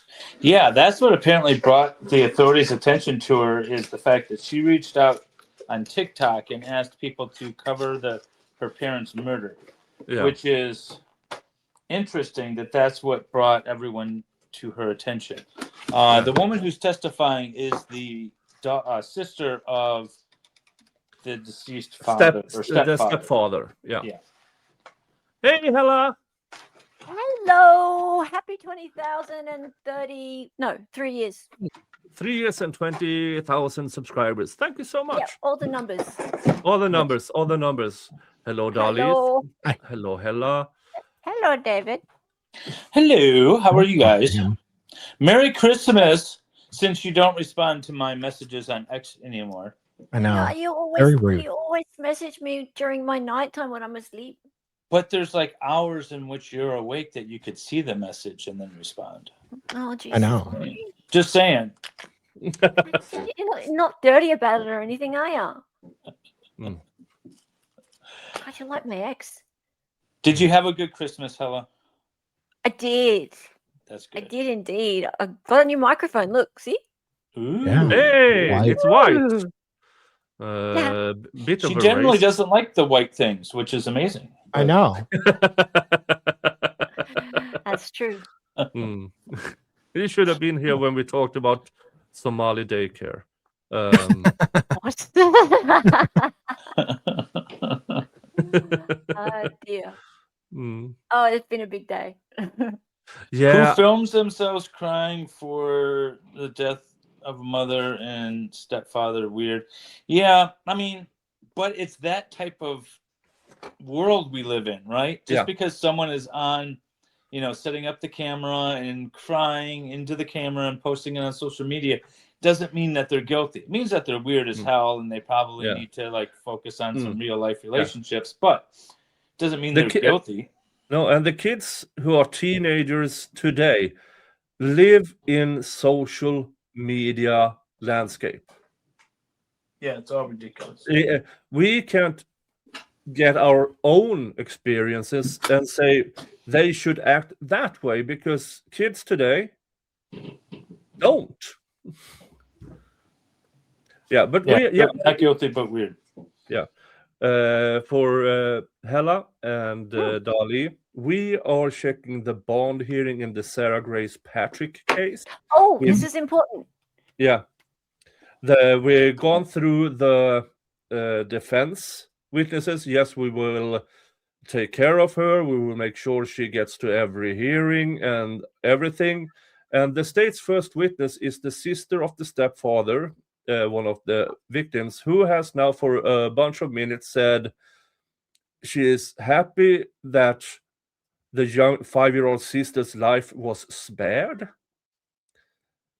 and that she is afraid of flight risk because her family supports the defendant's family supports her. Yeah. And it's a very strange testimony for a bond hearing. Okay, so I have a big problem with these bond hearings. So this one's Georgia, right? Yeah. Utah and Michigan both have a similar kind of setup going where at bond hearings, families of victims can come forth and basically testify and say, you are very, very guilty, and basically because I hate you. Well, that's not the standard, but it's allowed if, like I was just saying, the judge shouldn't be taking it into consideration. But they testify in these ways where it's we already assume you're guilty. See what this woman, after crying and basically stating as a matter of God's hand came down and told me that this defendant is guilty, is now getting into, I feel like she's a flight risk. I feel like the sister is in danger because there were threats made or comments made or something like that. Now we're actually getting into the meat and potatoes of it. She shouldn't have been able to go on and on and on. Witness intimidation because apparently because Sarah Grace Patrick went online asking people to look into this case. Yeah. That makes it a danger to the 5-year-old. Yeah. See, this is exactly what happened with Corey Richards, right? So Corey Richards had her bond hearing, and all the family of Eric Richards gets up and says she's a terrible person and she's cheating on her husband and etc. etc. And from that moment onwards, because it was publicized and it was a very public case, she has been guilty in the eyes of the public. Now, I don't know if she's guilty, but she's been guilty in the eyes of the public because people remember all those words that were said about Corey Richards being this terrible, terrible person, right? Sure, that's the law. In these states, it's allowed to happen. But when they're public like this, it's such a big public case, and these people are allowed to get up and say these things that are quite prejudicial. It bothers me. I don't see it relevant for a bond hearing. Yeah. I would assume that if an investigator went up and said, we believe this is a flight risk, we believe there's witness intimidation, that's one thing. But this is the victim's sister. She had she should have no idea about victim intimidation. Yes. So I'm a bit perplexed here. Yeah. And as she's Yes, this witness has apparently been doing interviews with Hidden True Crime. This one, it was the Or- daughter. It was a niece of the Yeah, the of the- stepdad sister. of the That's stepdad. her. Yeah, the stepdad Well, she's sister. gained a lot That's of her. weight. So yeah, I'm perplexed. Yeah. Okay. Well, Again, I don't doubt that she's very sad. She's very angry. She wants to put blame somewhere. But for a bond hearing, what she's saying about flight risk and anything should be from an investigator. Yeah. yeah, I saw an interview and it was with a younger woman. Who said it was her Oh, her niece. daughter did an interview with HTC. Yeah, yeah, his daughter. Yeah. I saw that one. Which is another step removed. It's not. Yeah. Oh, but they were. See, she used to live with her uncle, but that was years ago. But she knows very well that her cousin is guilty. Okay. Oh, she was there and saw it. Yeah. Well, no, but she knows because she's seen her guilty. She lived with her uncle years ago, years before anything in this incident happened. Yes, absolutely. Okay. But yeah, she didn't cry at all, really, at the funeral. Like she didn't seem like she was really crying. The witness on the stand is Sarah's mom's sister. No, she said she was the stepdad's sister. Hi, all eyes. Very blended family. From what I can see. Maybe Yeah, the parents, maybe the mother and the stepfather are actually siblings themselves. Welcome to Georgia. Well, we saw Yeah. the 13-year-old testify, or no, the 15-year-old testify about she had a 2-year-old, so that's fun. Yeah, Sarah's best friend who has a 2-year-old son. And she wasn't allowed to hang out at the house. All of it's weird. There's all kinds of weird The stuff. sister of the stepdad. That makes sense. So basically, the mother's family, because it's her biological mother, they believe that Sarah Grace Patrick is innocent, and the stepdad's family, they all believe she's guilty. Okay. Yeah. I fear that if she's released, she will continue this behavior to silence anyone who could testify against her. My third concern is evidence. The brutality of these murders is not in dispute. My family and I have seen the death certificates, and although we are not aware of exactly how many shots were fired, we do know that there were multiple gunshots to both Jamie and Kristen. Personal safety. If the defendant can kill her own parents in such a violent manner, I fear for my own safety and the safety of my family and friends. The possibility that she could harm us is terrifying, and I urge you to consider this in your decision. I believe in our support, and I support our justice system and the hard work of Carroll County Sheriff's Office and investigators. And most importantly, I'm a Christian who believes in Jesus Christ. My prayer is that justice will be served for Jamie and Kristen, and their bond will be denied for the defendant, as she has shown that she is capable of extreme violence and manipulation. Thank you again for giving me the opportunity to speak and share my concerns. Thank you, Your Honor. He reads me to hold this witness. Thank you. You may sit down. Dave, would you have had questions for this witness? No, I wouldn't have asked any questions. I would have just let it lie. There's no questions that you're going to ask, no answers to any questions that you're going to ask that are going to be beneficial for your client. You guys like my new kitty? What? This is my new kitty. Oh, Hey! yeah, your third cat. Ah, Yep. I thought we were going to roast you about, we were going to do like a roast stream about you and We will soon. Salvador. did you kill your other cat and got that instead? What happened? No. He's still there. So you're going towards a real cat lady look. No, just 3. Here's a cat right here. Yeah, I have Mr. Jingles over here. Yeah, Hello. Yes. This is DOG. Oh, hey. Her name is DOG. Oh, hey, DOG. Aren't you cute? Oh, hello. Here's my bum. Yeah, let's show this side of your face. Yeah, my new cats aren't. Oh, thrilled, but isn't they're he? warming up. Look at the kitty. Look, brand new kitty. He's naughty. Very. Yeah. Oh, Yeah, God. he sits up there and tries to jump on Dali's head in the middle of a Yeah. stream. You should That's see it. fun. It's He was classic. climbing on top of my monitor the other day. The other day, he Wow. was like, scat, scat, scat, in the middle of the stream. It was so great. He snuck into my refrigerator. When I turned my back, I was like, God damn. Nice.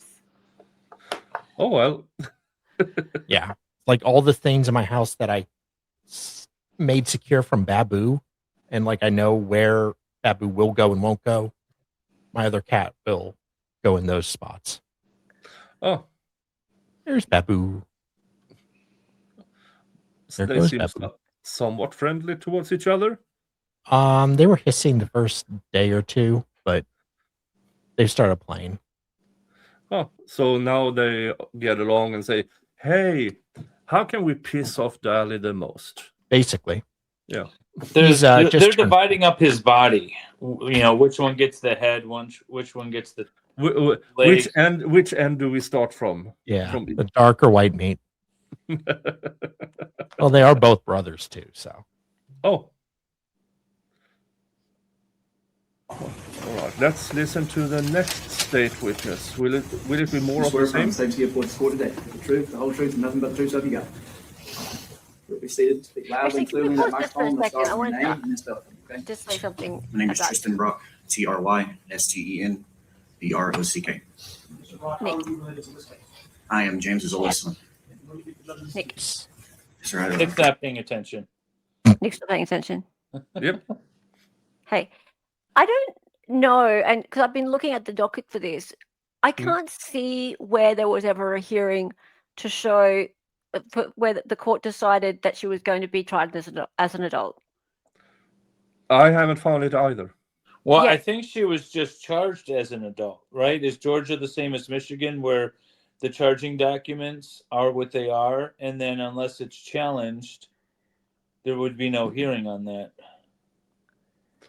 That might be the But case. it's a state's choice to charge someone as an adult if you meet the statutory requirements, which would probably be like the nature of the crime, first degree, right? And the age of the person, 16, 15, 16, 17, even though they're a child.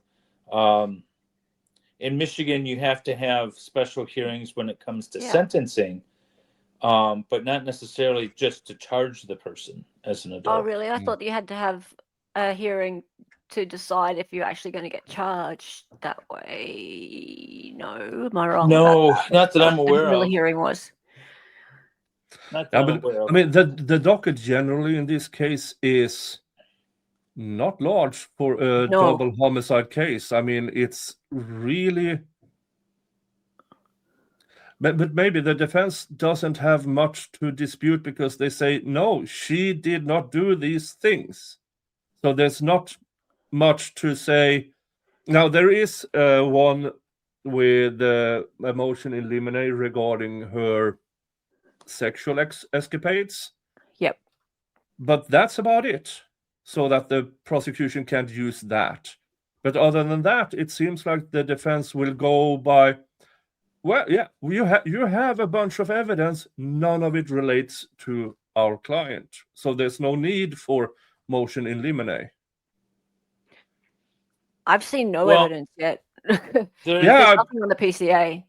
There's still reasons to have motions in limine. If the defense position is that this information, this evidence that you plan on admitting isn't relevant to my client, then you need to bring a motion in limine to prevent it from being admitted. Yeah. But there's really nothing in the docket. There's nothing. Yeah, I mean, that's not terribly unusual. It might be terribly unusual for a high-profile case, But the vast majority of cases might only have one motion, and it might only be a bond motion. It might be a motion to amend the bond like this. You know, there's usually not a lot of motion practice in these cases because the prosecutor says, here's the evidence that I plan on admitting, and the defense is like, all right, well, I don't really have a reason to challenge it. We just need to develop our defense. You know, most cases are like that. Yeah, All Eyes on Delphi says, I thought it was a bad teen girl does a bad thing with a loser boyfriend situation coming into Sarah's case, but no, I think she might be innocent. Yeah, there's no boyfriend charged. That was my first thought. Yeah, not even as an accessory. Did they look into the bio dad? I don't know. Possibly his I don't involvement. There's so little information. Yeah, and the trial starts the 5th, January 5th. Yeah, it'll get continued. Most likely, because they're still waiting for an expert report to come in. Yep. The psych evaluation. Yeah, sounds right. Actual psych evaluation. Yeah, not from the Do defense. they have death penalty in Georgia? Yeah, they do, but it's rarely used. Are they seeking it here? Nope. No. Okay. So yeah, it might be it might be continued, but there's no information. The last hearing was about that psych evaluation, that the papers haven't been processed yet. Shannon says, I have no opinion about this case. I have to see the evidence. I have no opinion about the case either. No. I just don't like the idea that they allowed Auntie to testify that the defendant is clearly guilty and you must keep her locked up. Because that's not really the standard that we have. We don't have a standard of rumor and conjecture. Yeah. Right? So. Yeah. At the moment, she's innocent. Yeah. She absolutely is innocent. By law, as a matter of law. Yep. There's no disputing that. Yeah. And the defense put forward witnesses who said, we will make sure she gets to every hearing. And the prosecution brings forward family members who says she's guilty, keep her locked up. I don't think that's proper at all. Put together a statement for you. Good afternoon, Your Honor. My name is Tristan Rock. I am James's oldest son. First, I wanted to thank you for allowing me the opportunity to speak today. I'm here to share with the court how my life has been affected by this heinous crime. Your Honor, it feels like I'm living a nightmare. I'm depressed. I struggle to sleep. I can't even walk through my own living room without seeing his urn and be reminded of everything all over again. I miss my father deeply. I wish I could see him again. I wish he could have met his grandson. And above all, I wish I could just hear his voice one more time. But instead now, what I have is an urn that represents memories we made and the countless memories that will never be. As a little boy, Again, this is like victims' impact statements at sentencing. Yeah. Not what's actually relevant at a bond hearing. Yeah. This is starting to piss me off. Yeah. Yeah. This is what I said. Like this exactly. This is what happens in these states that allow this. It pisses me off. And it's televised. And I know it's allowed to be televised, but this was months ago. And this is why a bunch of true crime channels, like in True Crime, have gone and just run with this narrative that she is this manipulative little bitch and she's guilty because these people have been allowed to get up on the stand and say all this shit. And this victim first narrative, sorry, it's not, it's no offense to the victims. They're allowed to feel sad about losing their loved one. But in their sorrow, they're lashing out at the person who has been arrested, and that's okay. They're allowed to feel that way. I don't blame them for but that. their sorrow is being used by the states to produce a narrative to possible jurors. Exactly, and people like Hidden True Crime have gone and preyed on that and taken one of those people and gone, "Hey, tell your story. We'll get lots of views out of that." Yeah. But then again, Hidden True Crime, the more people realize what absolute fucking disgusting people they are. I mean, the how John Matthias has been very vocal about, oh, I have done all of this work and everything. And then you posted the footnote that the 2021 case was the first time he testified since 2011. And that was a juvenile court case. And John Matthias has for years said he is a regular federal expert witness, which seems to be a complete lie. Okay, but you know what?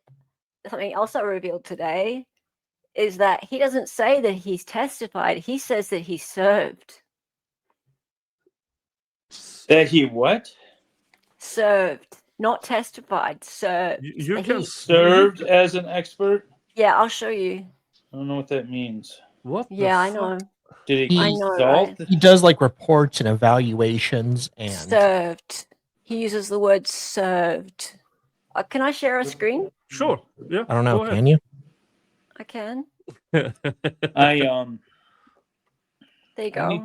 I need to jump. I'm gonna let you guys run with it. I am trying to get the house ready because I will be leaving the country for a bit. Yeah. Oh, really? How long? Dave is going to migrate to Sweden in a couple of days. I am. I might Temporary stay, I don't know. migrant. He will join by boat with Somalian immigrants. And, And open a daycare center. Exactly. How long are you going to be there? I don't know. At least a month. Wow. But so it'll be a good time. But I need to get the house ready. Oh, so sorry. Hi, Hella. Oh, she's back. Hey. So I'm gonna jump so I can take care of all that. But congratulations again. Thank Nick. you. Oh, thank you. Thank you so much. We don't care about you, Sal. On 3 years and 20,000. Very good. Thank you. Thank you. And I will maybe see you shortly. Yes, running from the law. Exactly. Cat go. I'm running from the cats. I'm trying to get away from them. That's the main issue. So, all right. Well, you all have a good time. I'll be in chat a little bit. Yep. Thank you. Bye. Toodles. All right. Let's hear it, Hella. Okay, so here he is, his profile that he has, I think it's on Facebook, or Twitter, actually it might be Twitter. Dr. John Matthias, licensed clinical forensic psychologist. There he is referring to his work as an expert witness. So he goes, he serves as an expert witness for the federal government, and he has consulted on numerous high-profile cases for the district attorney's offices and defense attorneys in several states, right? Okay, so, and then here's this footnote. Matthias, and this is 2021, Matthias has never testified as an expert in federal court and has never testified as an expert as to adult psychosexual evaluations or recidivism. And the last time he testified as an expert was in 2011 in family juvenile court proceedings, right? So see the difference in wording? Yeah. Yeah. So he's saying that he serves as an expert witness, not that he testifies. That's a really, really strange wording. It's spin, because even if he's authoring opinions, he still has to get those admitted and testify to them. But serving as an expert witness, says nothing. Yep, it really doesn't. But prison evaluations, if they mattered to the case at hand, then he would be a witness. But if he's just in the prison system evaluating, yeah, you're crazy, no, you're not. That's not serving as an expert witness. That is him working as a prison psych. Well, I mean, in this Dipper case, right, he's done an analysis, which is bullshit, like they're calling it out as being bullshit. Yeah. And here's the government calling it out as being bullshit in the footnotes. And also calling him out as not being a real expert because he's never testified as an expert in federal court. Yeah. Yet his bio from a couple of years earlier says that he serves as an expert witness, right? So what's That if that's he's being- CV bolstering. Is this Yeah. Yeah. So if he's being hired by defense attorneys as a expert, but he's not being accepted by the court, like as in when going in front of the court and having his CV challenged or putting a CV forward, because we can't see a CV there, right? If he's not being accepted as an expert by the court to opine, then therefore, yeah, he's never testified. Yeah, and Mav Hawk says, I have been quoted as saying I'm a vetted expert witness in federal court. And here they have that clearly timestamp. say he has never testified as an expert in federal court. That's an 2021. Yeah. And he said that, I assume, live on one of the streams the last few years. And if they write that as a footnote in a criminal case, I doubt he would have been hired by anybody in federal court. Can you imagine getting transcripts of him testifying for the first time as an expert? Imagine. Yeah. And it might actually be because last time he testified as an expert was in 2011 in family juvenile court proceedings. On what? And those will probably be closed off. So between 2011 and 2021, he has done jack shit in court. And once he did, he was verbally annihilated as a non-reliable witness. Oh yeah, absolutely. Yeah. So I mean, I think they found 5 different ways that he didn't test correctly. Yeah. Didn't test the defendant correctly in this document, the one with the foot. So what happened in 2011 that made him not being used in juvenile court? If something happened in 2011 and he has never testified since until this 2021 case, what did he do in juvenile court that made the court throw him out as an expert witness? Because juvenile court is a steady income. Yes, that's true. So why did he not continue to do that? And the logical conclusion is he made something so bad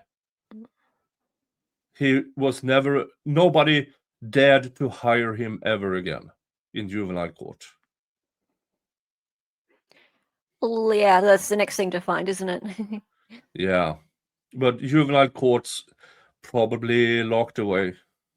Yeah, but it would be interesting to keep the word out about this, and sooner or later some of his, I dare to say, victims might be coming forward.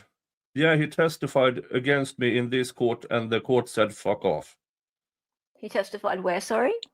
Well, if he testified in juvenile court, thrown out logically because he have a 10-year stint of not testifying as an expert witness. So, right. Yeah. I think that Crystal in chat is asking about the Dittmer case, and no, he didn't testify in the Dittmer case. He wrote an analysis for the defense. Yeah, he wrote it was for sentencing, so he didn't actually testify in court. He wrote a report about please be lenient with this violent repeat child abuser. Yeah, he forgot to mention the part about him being a repeat. Yeah. Yeah.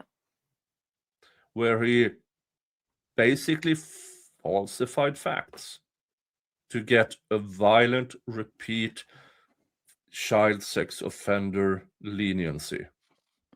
Well, he only listened to the self-reporting of the child offender. Yeah. Well, he had access to everything, but he only put in the self-reporting. That's But correct. he had access to everything.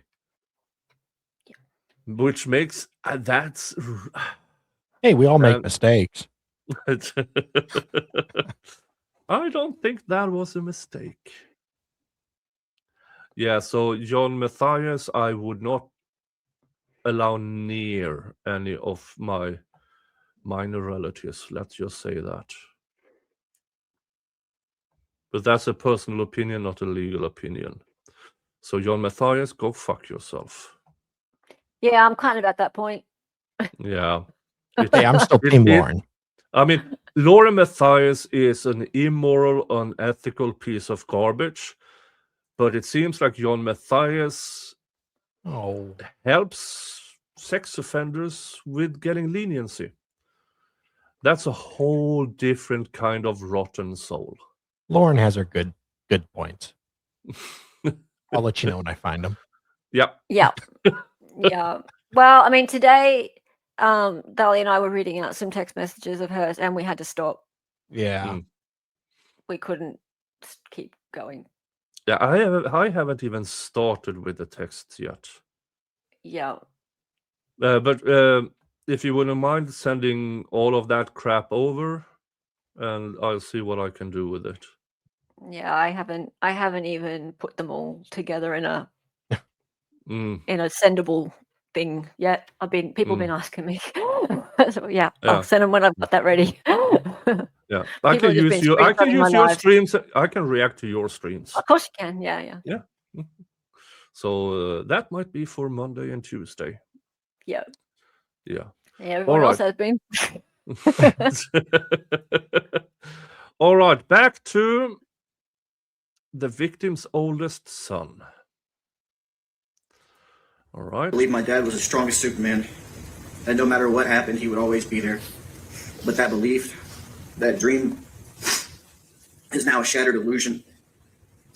And instead of healing, I find myself reliving the shock, pain, and confusion every single day. I haven't even been able to begin to grieve. Before you make your decision regarding bond, I respectfully ask that you consider several critical factors. First and foremost, I believe the defendant poses a serious flight risk. Her family has significant financial resources and a wide support network, both of which could easily be used to help her evade law enforcement if she were released. These are not speculative concerns. They are grounded in the reality of her background and the means available to her.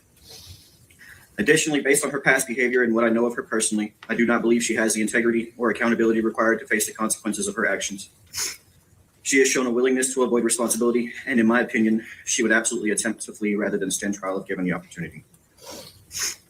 In addition to the risk of flight, I am deeply concerned for the safety of my family. The gruesome and violent details of this case have shown me that the defendant has a disturbing lack of regard for human life.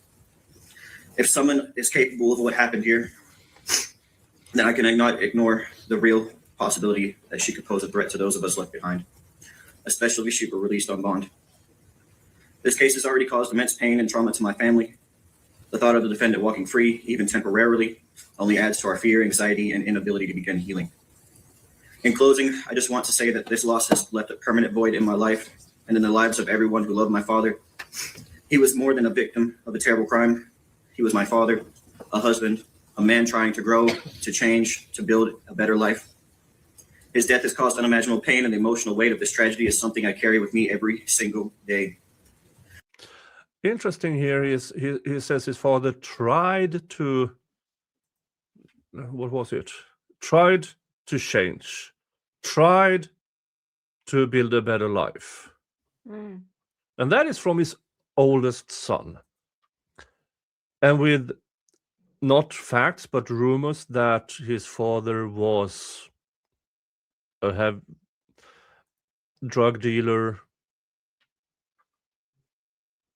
addicted, with it will be interesting to see what will be allowed in court at trial. As a defense, I would assume they will at least try to bring up that his dad was a known major drug dealer in the area, which will cause enemies. Yeah, he was like, I mean, there were drug problems with the parents. Yes. Yeah. Um, Yeah, but even if I'm- even if he sucked, he didn't deserve to be killed. yeah. Neither did his wife. But who did it? Who actually did it? Can this be proven beyond a reasonable doubt that Sarah was the one doing it? That is the only thing that matters. Yeah. Can the state, with the evidence they have, prove beyond a reasonable doubt that Sarah actually did it? Yes. That's the only thing that matters. Yeah. I understand both families. One says she's innocent. The other part says she's guilty. This might sound hard. I don't care. It is the evidence presented at trial. If the evidence is produced and fronted honestly through all the rules and regulations, that's the only thing that matters. All I ask is that the court considers this deep impact that this has had on our family and the ongoing fear, grief, and trauma we continue to live with. I speak today not out of anger, but out of heartbreak, hoping that justice will honor the life my father lived and the future he was fighting for. I urge the court to take all this in account when determining bond and to prioritize the safety of the community and the integrity of these proceedings. Thank you for giving me the chance to be heard. Any other questions? No question. Any reason to hold this witness? Yeah. You step down. Thank you. Judge State has one more witness. And that would be Kelly Brown. Kelly Brown. And he'll be giving a statement on behalf of the 12-year-old son of James Brock. His name is Jaden Brock, J-A-Y-E-D-N. Thank you. Good morning, Mr. Brown. Fun fact, the judge moonlights as an Elvis impersonator. If you remain standing, raise your right hand. You swear or affirm statements to make before the court today. The truth, the whole truth. and Actually, there was a nothing but the judge truth, that so help did you that. God. If you would, speak loudly and clearly in the microphone. And got in Start trouble. with your name and spelling, please. My name is Kelly Brown, Kellie Brown. Your Honor, I'm speaking this morning on behalf of the 12-year-old son of Jamie Brock. He is not able to emotionally speak in front of people. Okay, so so oldest son, Brock. With that father. Here you have the mother of the 12-year-old.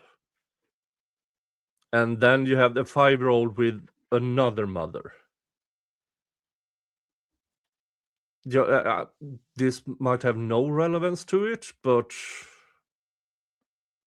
it's just interesting to notice that that's a lot of baby mamas. He is here in the courtroom today. And so I'm just going to read you what he wrote, okay? My name is Jaden Brock, and I'm 12 years old. I wanted to talk today because my dad and stepmom was shot and killed. I miss him every. And why didn't he live with them? Why didn't the 12-year-old live with them? Because I assume his mother had custody. Oh well. Every day. My dad was my hero and the person I looked up to the most. We did everything together. He helped me with school and he always made me laugh, and we joked around a lot. Since he died, everything has changed. I feel sad and confused. It's hard to sleep, it's hard to focus, and it's even hard to smile sometimes. I still wait to hear his voice or see him walk through the door, but I know that will never happen again. What makes me more sad is I trusted Sarah and I loved her like a sister. Why would she do this to me? And why would she hurt everyone like this? I don't understand why someone would do this, but I know it is not right. My dad and Kristen didn't deserve this. No one does. And I don't think someone who could do something like this should be allowed to go free right now. I wouldn't feel safe and I would be so scared. Please think about what my family is going through. I hope you make a decision that protects us and remembers who my dad was. A good man, a loving dad who didn't deserve to die. Thank you for listening to me. And that's his statement. I don't have any questions. Ms. Brown, how are you related to the family or this situation? I am not related to the family. I grew up with Kim And I've known Jamie since he was 2. Okay, friends with. Why is a 12-year-old being? So that's not like- even his mother?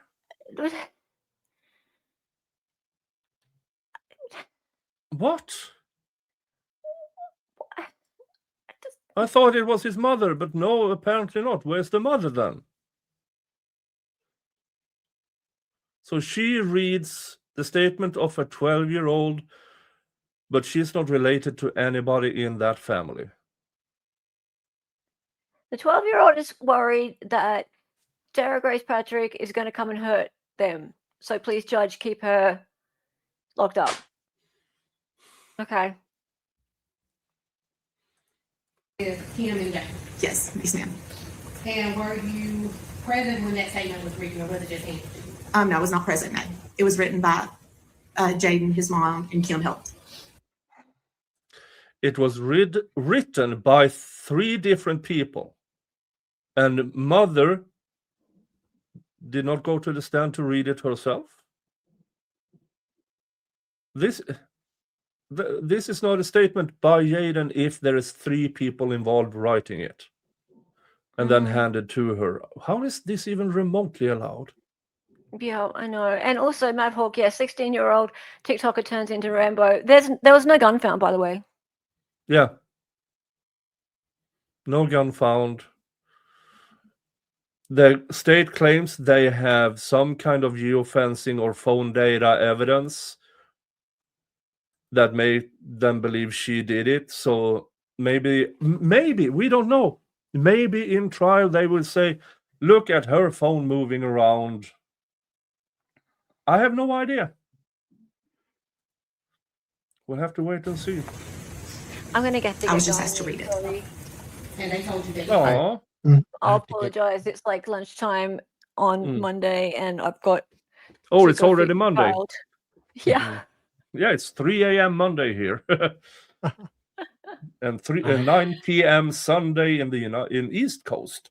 Yeah. And I have it's to get barely to bed. afternoon on West Coast, USA. 7 Oh, here. mate, congrats. It's a big milestone. Well done. Congrats. Thank you. Thank you for joining. Thank you so much. Thank you so much. I'll see you guys later. See ya. Bye. See ya. Bye. Bye. Bye. Bye. All right. Let's continue. There is about half an hour Yes. left of this. And you would agree with me that nothing in the letter said that Sarah Grace was a threat to Jaden when they were living together. He never expressed that to me, ma'am. I would agree with that. That's all I have. Thank you. Yeah, folks. The Wheel of Regrets is at play. There's alcohol, there's hot sauce, and everything. I have no idea how close we are to the next spin on the wheel, so let's just say $25. So $25 via Buy Me a Coffee, PayPal, Supers, and gifted memberships will get you a spin on the Wheel of Regrets. $25. Let's continue with this. Any reason to hold this witness, even though she's speaking on someone else's behalf? All right, you can step down. Thank you. You are the witness of the state judge only argument. All right. I'm ready for argument. Thank you. Okay. Just to kind of round out the record a little bit, we're talking about the incident that occurred February 20th of 2025. The arrest date of the defendant was July 9th of 2025. Since we are operating under 15. So, okay. February 2025, the incident happened. She was arrested July 9th. That is after she went online asking people to look into the case. Months later. I find this very strange, this timeline. 11-5-60, that's the concurrent and original jurisdiction in Superior Court. The individual charged in this case was a minor at the time. The rules dictate a specific time frame for us. We have 180 days to indict this case, where it goes back to juvenile court. We have 90 days to indict or bond is required. Oh, that's it. So after the arrest, Any other let's see what. the rules dictate a specific time frame for us. We have 180 days to indict this case where it goes back to juvenile court. Okay, indict this case before it goes back to juvenile court, but it is indicted. We have 90 days to indict or bond is required, same as any other defendant here. Because we are looking at Iology State, that's 262 Georgia 704. And in that case, the court has given us some guidelines as to what we should be looking at in regards to issuing a bond. In this case, that was codified in 1761 as well. First is the defendant poses no significant risk of fleeing from the jurisdiction of the court or failing to appear when required. But we've heard from multiple witnesses that flight is a concern for the family. There are considerable assets on the other side of the victim's family. One thing that the court is permitted to consider in regards to flight, and really all factors, is the seriousness of the offense. Coleman v. State, that's C-O-L-E-M-O-N v. State. That's 361 Georgia App 941. It's a 2021 case, but it cites all the way back to the mid-70s that it is absolutely acceptable for the court to consider the seriousness of the offense. But we don't just have a murder case here. We don't just have a double homicide. We have a double homicide of the defendant's mother and stepfather. I don't know that cases get more serious than what we are looking at here. That's something that you should consider for each of the four items. As pertains to flight, there was testimony that flight is a concern for the victim's family. It's a concern for the state as well. This defendant has moved around quite a bit over the past few years. She has roots here in Starow County, no doubt. She also has roots in Coweta. She has roots all over the state and in Alabama. Number two, defendant poses no significant threat or danger to any person, to the community, or to any property in the community. The family is genuinely afraid. I've met with a significant number of the family already. I would not regard the family's feelings. I need facts. Facts and facts alone. I'm meeting with just about everybody else later on this afternoon. The family is genuinely afraid on the rock side of the family tree. They are fearful that she will reach out. They're fearful for their own safety and the safety of all the other members of that family. So the people who believe she's guilty is afraid of the people who believe she's innocent. In my personal opinion, has zero relevance. Facts, not feelings. There's no significant risk of committing any felonies pending trial. I don't want to talk about that here in a minute, but I think there is some inherent risk in that as well. One of those felonies ties into a significant threat or danger to any person. If she is to lash out violently at one of the other family members, that would be a felony. Number four, the defendant poses no significant risk of intimidating witnesses or otherwise obstructing the administration of justice. And it was pointed out that there is concern that the defendant would be able to influence, I'm going to use the term influence instead of intimidate, influence the 6-year-old who is a primary witness to this case. There's significant concern from the state in that regard. There's significant concern from the family member. Which would easily be taken care of with an internet ban. In that regard, we've heard terms like manipulation, lack of integrity, lack of accountability. Those are terms that we heard here in court today. And that is in line with what we've heard about this defendant all along. When we started, we said this is a simple application of the law. That's what we're talking about here.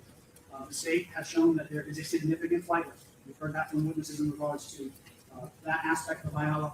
Significant threat or danger to the community, particularly them, risk of intimidating witnesses, and that significant risk of committing any felony. That would include influencing a 6-year-old. Yeah, but you have brought forward no statements of hers to say, look at this judge, what she has said. Look at this judge, what she has done.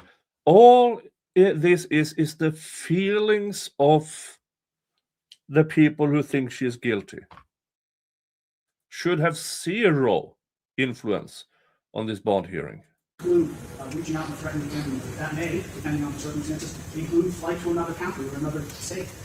We just think that at this point, this defendant is a poor candidate for bond, and bond should be denied as such. Thank you. Yes. So the state's argument is feelings. Thank you, Judge. I will respond in turn to the state's argument and then go into what it is that we have specifically for Sarah Grace. As it relates to the seriousness of the offense, we agree that the offenses are serious. What's happened here is a tragedy on both sides. And while that is something for the court to consider, it is not one of the IAO factors. We understand that the state has brought the Rock family here to voice their concerns. But what is particularly alarming to me is that they have not considered the Nolan side of the family, which would have been Kristen's family. And Kristen's family sits in support of Sarah Grace. And so there are two victims here. While there are victims on the Rock side of the family who voice their concerns for their safety, there are victims of family members who are on the Nolan side of the family who have not voiced that same concern. As a matter of fact, they're here in support of her and willing to have her live with it.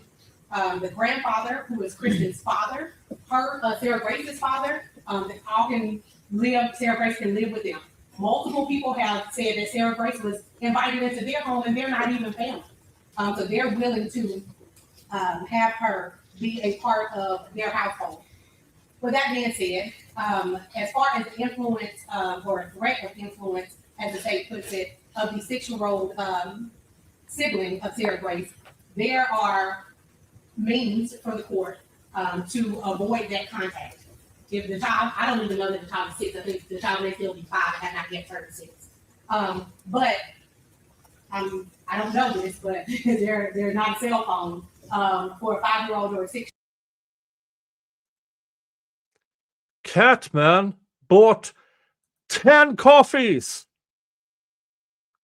Continue. The court could restrict that contact just like the court does in any other case where there is alleged to be some witness where there could be influence. The court could say, I order that there is no contact between Sarah Grace and her younger sibling or any of her siblings for that matter. That can be remedied if that is in fact a concern for the court. What we have shown through our witnesses, Your Honor, is that Sarah Grace does in fact meet the requirements of the statute, in that the court shall be authorized to release a person on bail if they find they pose no significant risk of fleeing the jurisdiction of the court or failing to appear in court when required, no significant threat or danger to any person in the community or any property, no significant risk of committing any felony pending trial, and no risk of intimidating witnesses no significant risk of intimidating witnesses or otherwise obstructing the administration of justice.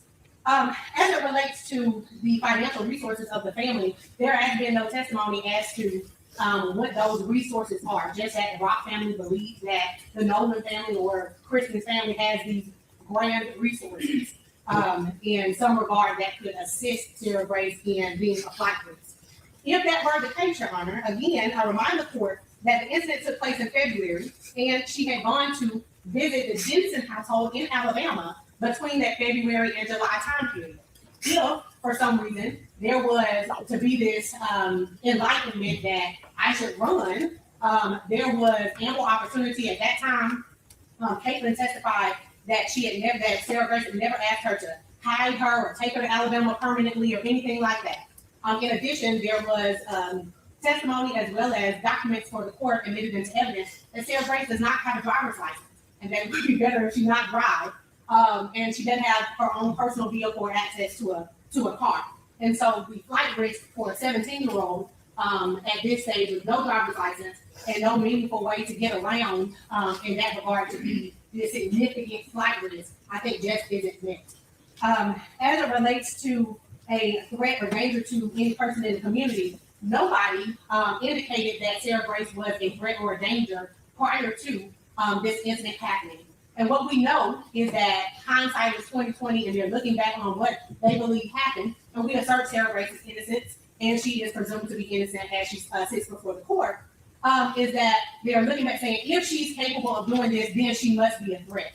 But that does not muster what is required to be a significant threat or danger. There's no indication that she has access to any firearms. Further, the court could order that she not have access or touch or be around or in the home with any firearms or anything like that. As it relates to a significant risk of committing any felony pending trial, that is typically put into the mix when there is a significant criminal history.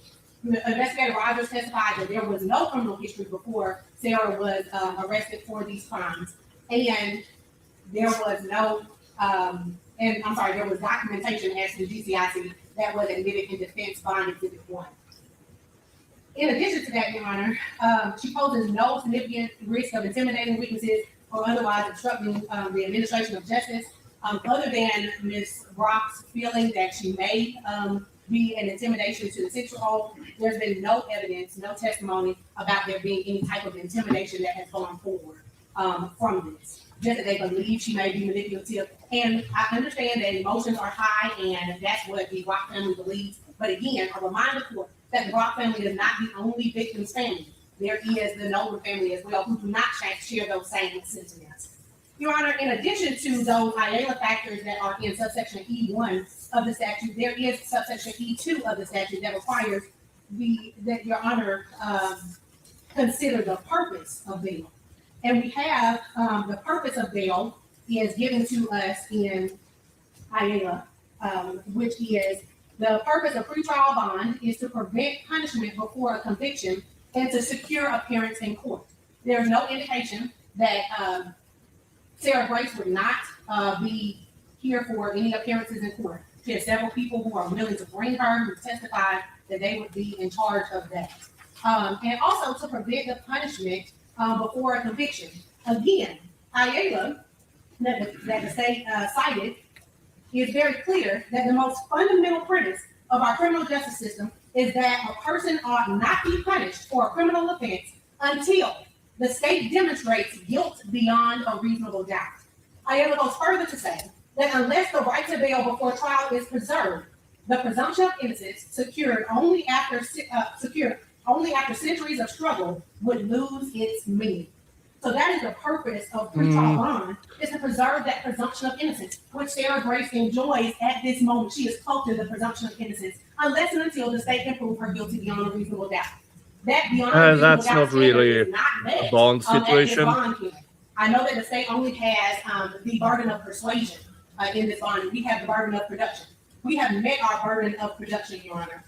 Yeah, folks, we need to start saying this again. We started this at the Zachariah Anderson case. I don't like the until proven guilty beyond a reasonable doubt, but because that indicates that there are evidence and it's just a matter of time and presentation.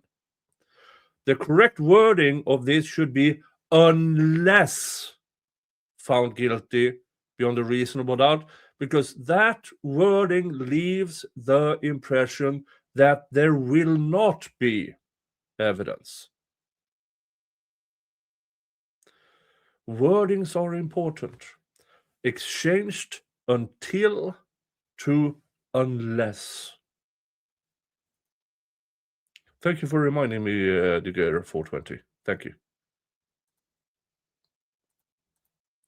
As it relates to her ties to the community, I do want to call the court's attention to Dillon v. Edwards, and that is 275 Georgia 458. It is a Supreme Court decision. 275 Georgia. 258. I have a Thank you. copy for the court if I may approach. Yes, ma'am. Thank you. And that discusses what is required as to the burden of production on the defense as to ties to the community. In a murder case, the defendant was charged with malice murder. And the court in this case said that there was a failure of the defense to satisfy that initial burden, because the only testimony presented at the bond hearing on the issue of the defendant's ties to the community came from the investigating officer, who only testified that the defendant lived in Athens, and that was it. There was no evidence that the defendant had continuously lived in Athens for any significant period of time and had any significant involvement with family, friends, or institutions in the community. That he had a job history or that he had a reputation for reliability.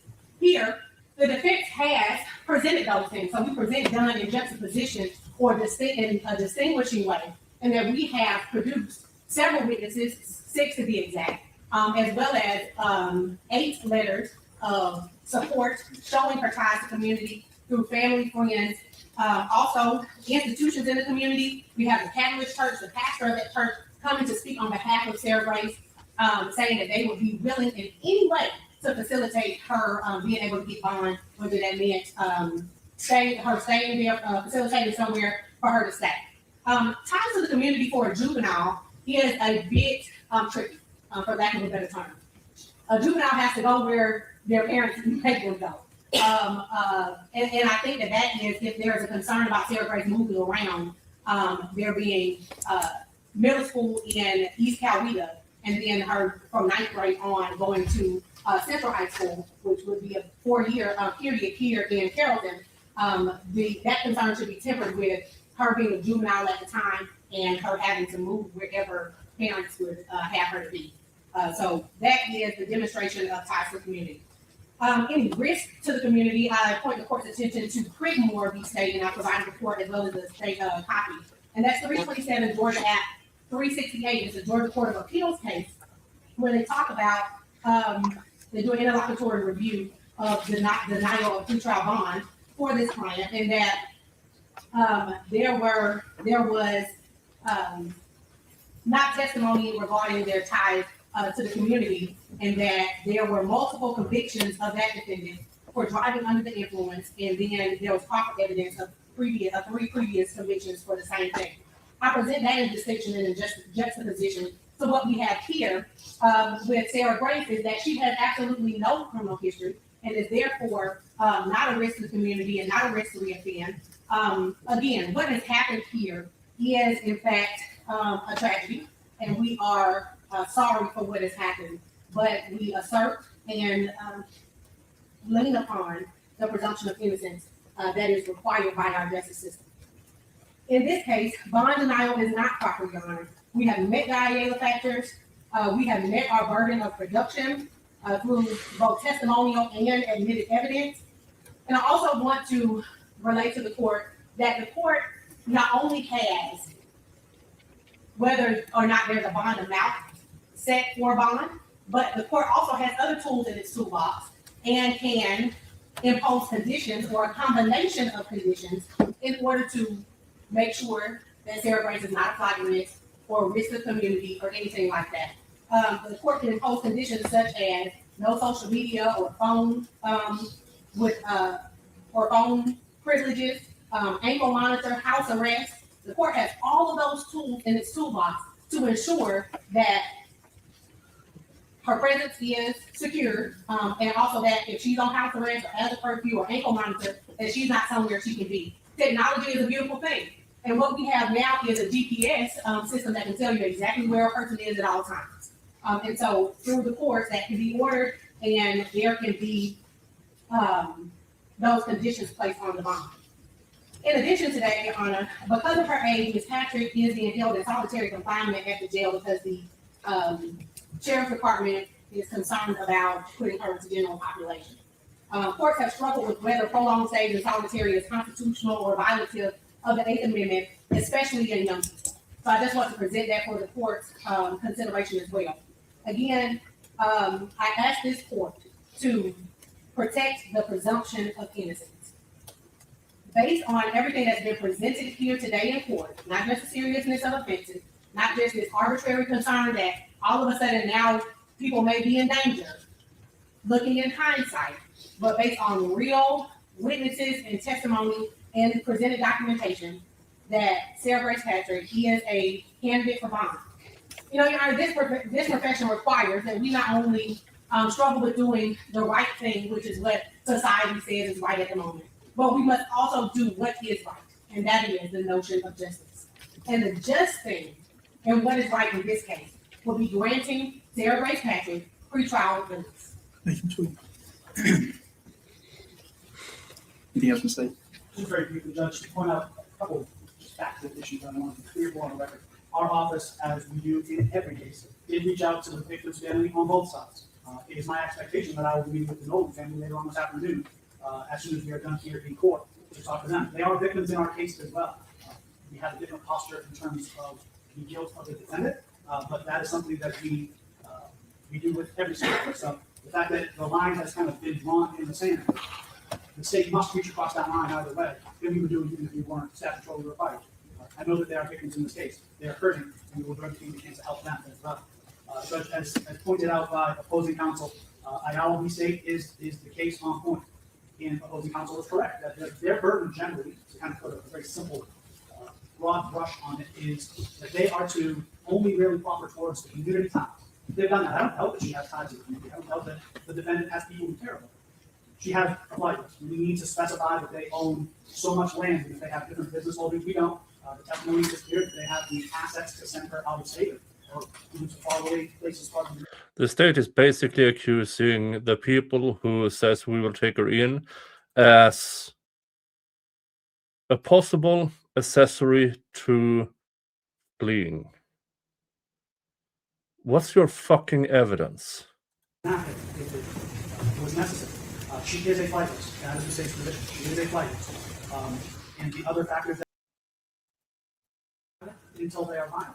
That's why the family is scared at this point, because now, in their eyes, the defendant has shown her true self, who she really is. So, of course, they would be fearful now than they would be beforehand. We did hear some testimony regarding disciplinary issues and the fact that this individual has had to attend an alternative school. You did not present why she had to attend an alternate school. You only mentioned that she had. Where's the fucking evidence? This was a loving family. This was a caring family. They were working with her to get her into a position where she could have a fruitful life. And we ended up where we ended up.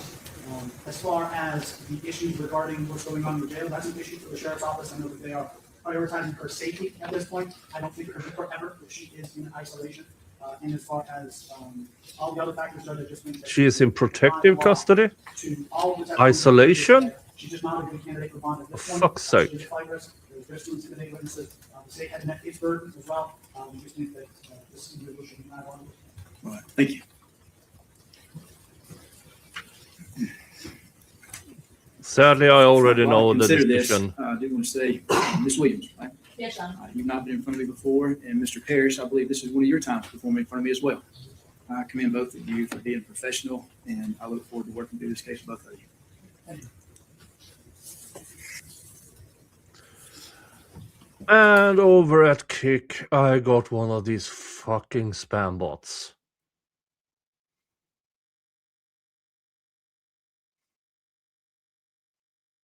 I hate spam bots. I will say, I've said this before, I will say it again. People who program spam bots, who sell spam bots, and who buy spam bots barely have human worth. The only reason they exist is to make stuff more miserable for everyone. They have no positive inclination on society whatsoever. If they were on fire, I would not piss on them to put the fire out. Let's continue. All right, to address just a couple of things, Pastor Bonner mentioned that we are the jury, and we are not the jury. My job as a judge is simply to make sure that the law is followed and that court is done in a fair and just manner. That's my role, to make sure that everyone follows the law and that everyone stays within the rules, and I make sure that that's done. We are not the jury. And as of right now, Ms. Williams did correctly state the law that this is not the trial, and it is not the burden to prove her guilt beyond a reasonable doubt today. That is not who we are. And for those that are here, I don't want y'all to misunderstand and confuse the burdens and think that's where we're at today, because that is not where we are. On a motion for bond, defense has a burden of coming forward initially with evidence to show that the defendant does not pose a significant risk of fleeing, threatening the community, committing another crime, or intimidating a witness. And then it is the state has the burden of persuasion in convincing this court that the defendant is not entitled to pretrial release. The state has the burden of proving by a preponderance of the evidence that the trial court should deny bail or bond. And there's a vast difference in beyond a reasonable doubt in preponderance of the evidence. preponderance of the evidence is essentially greater than 50%, or it's just a greater likelihood than the other side. That is vastly different than beyond a reasonable doubt at trial. And I need everyone to understand that. My job is to evaluate the witnesses, weigh their credibility as they testify before me, and apply what the witnesses have said and apply their credibility to the law the best I can. Making sure that I've covered what I needed to and what I've heard from several folks. All right. What you have, Your Honor, are multiple people saying we will keep her here and make sure she shows up. What you have on the other side are people with feelings. What will you choose? With that being said, and listening to the witnesses here, if I weigh these witnesses' testimonies and I weigh what I hear today, I believe those closest, and I say closest in family relationship, expressed that they had vast concerns that she would have the ability to flee.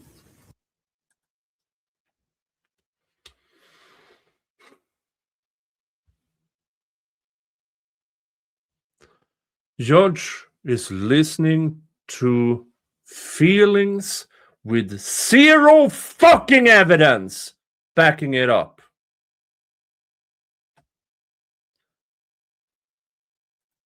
That she would be a danger to the community, that she would be a danger to them, that she would pose a significant risk of intimidating, or actually I think the state steered away from intimidating, or influencing and manipulating witnesses. By finding that, I find the state has met their burden today by preponderance of the evidence. And Miss Patrick, because of that, I'm bound by the law, and I do not believe that you would be a proper candidate for bond. I see why, because a family friend in Alabama said they would take care. Everybody in that side of the family said they would take care of her. Folks, I have very simple rules on my channel. If you're going to troll, be correct or be funny. Do not ever try to lie here. I understand if feelings are hurt, but misrepresenting what has been said, what we all been seeing and listening to,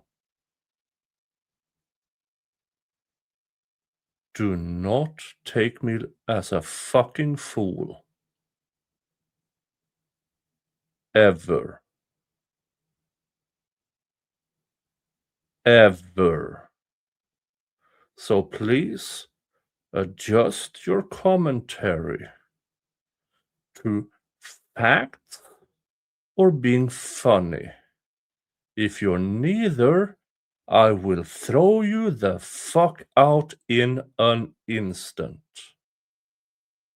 It's really, really fucking easy. And I see the comment, and off you fucking fuck, you lying sack of shit cunt.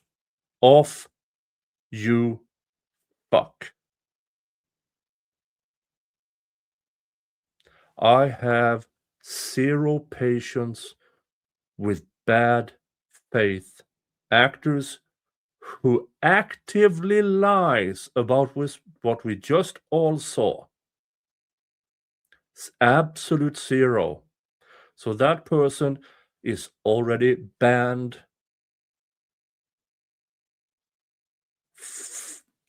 permabanned from my channel. This is not, oh, I have free speech. This is my living room. You are here because I invite people in. If you disrespect that invitation by lying, you are not welcome. and it's not your choice.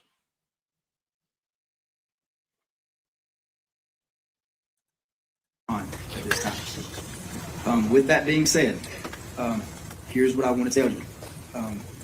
Very recently, the Judicial Council of Georgia recognized our court as being a clearance rate excellence award recipient, which means that we are very up to date on our cases and we take great pride in moving cases quickly. I do not want anyone to sit in jail unnecessarily. So what I would like to do is go ahead and give you future court dates. And I'll explain this, Ms. Williams, a little bit, because again, I know you're new to be in front of me, but I would like to go ahead and give you some future dates for your case. Yes, a bond was denied. Obviously, your case has to be indicted first. All right, that's the first process. Do we know when this case will go in front of the grand jury? I'll be presenting it to the grand jury this afternoon. All right. If the grand jury chooses to indict you, right? Yeah, and we know that the grand jury chose to indict based on that. Now, this is not uncommon. I mean, you can indict a ham sandwich. Not uncommon. But as we have seen, people who have been guests here who have read through the case, we have seen little to no actual evidence in any of the filings at all. Which means that everything will be brought in the trial that is for now scheduled to start January 5th.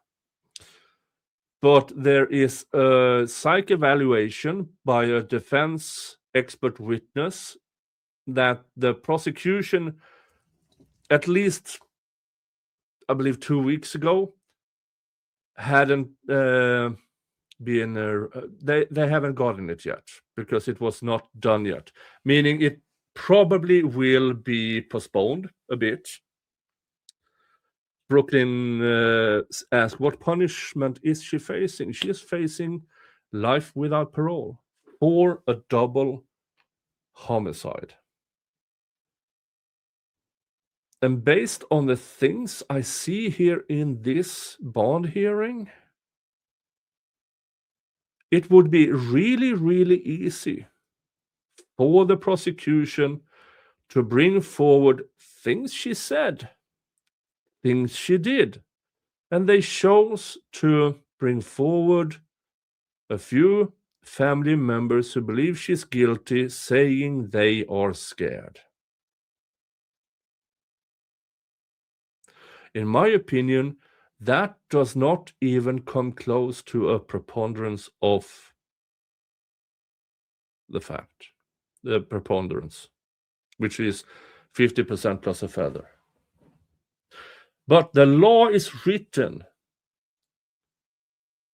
pre-trial in bond situation as if the defense has a burden of proof, which should never be the situation. In every situation, in my humble opinion, it should be that the prosecution always have 100% of the burden of proof. Apparently, not in Georgia and not in bond hearing. The rest of this hearing seems to be scheduling.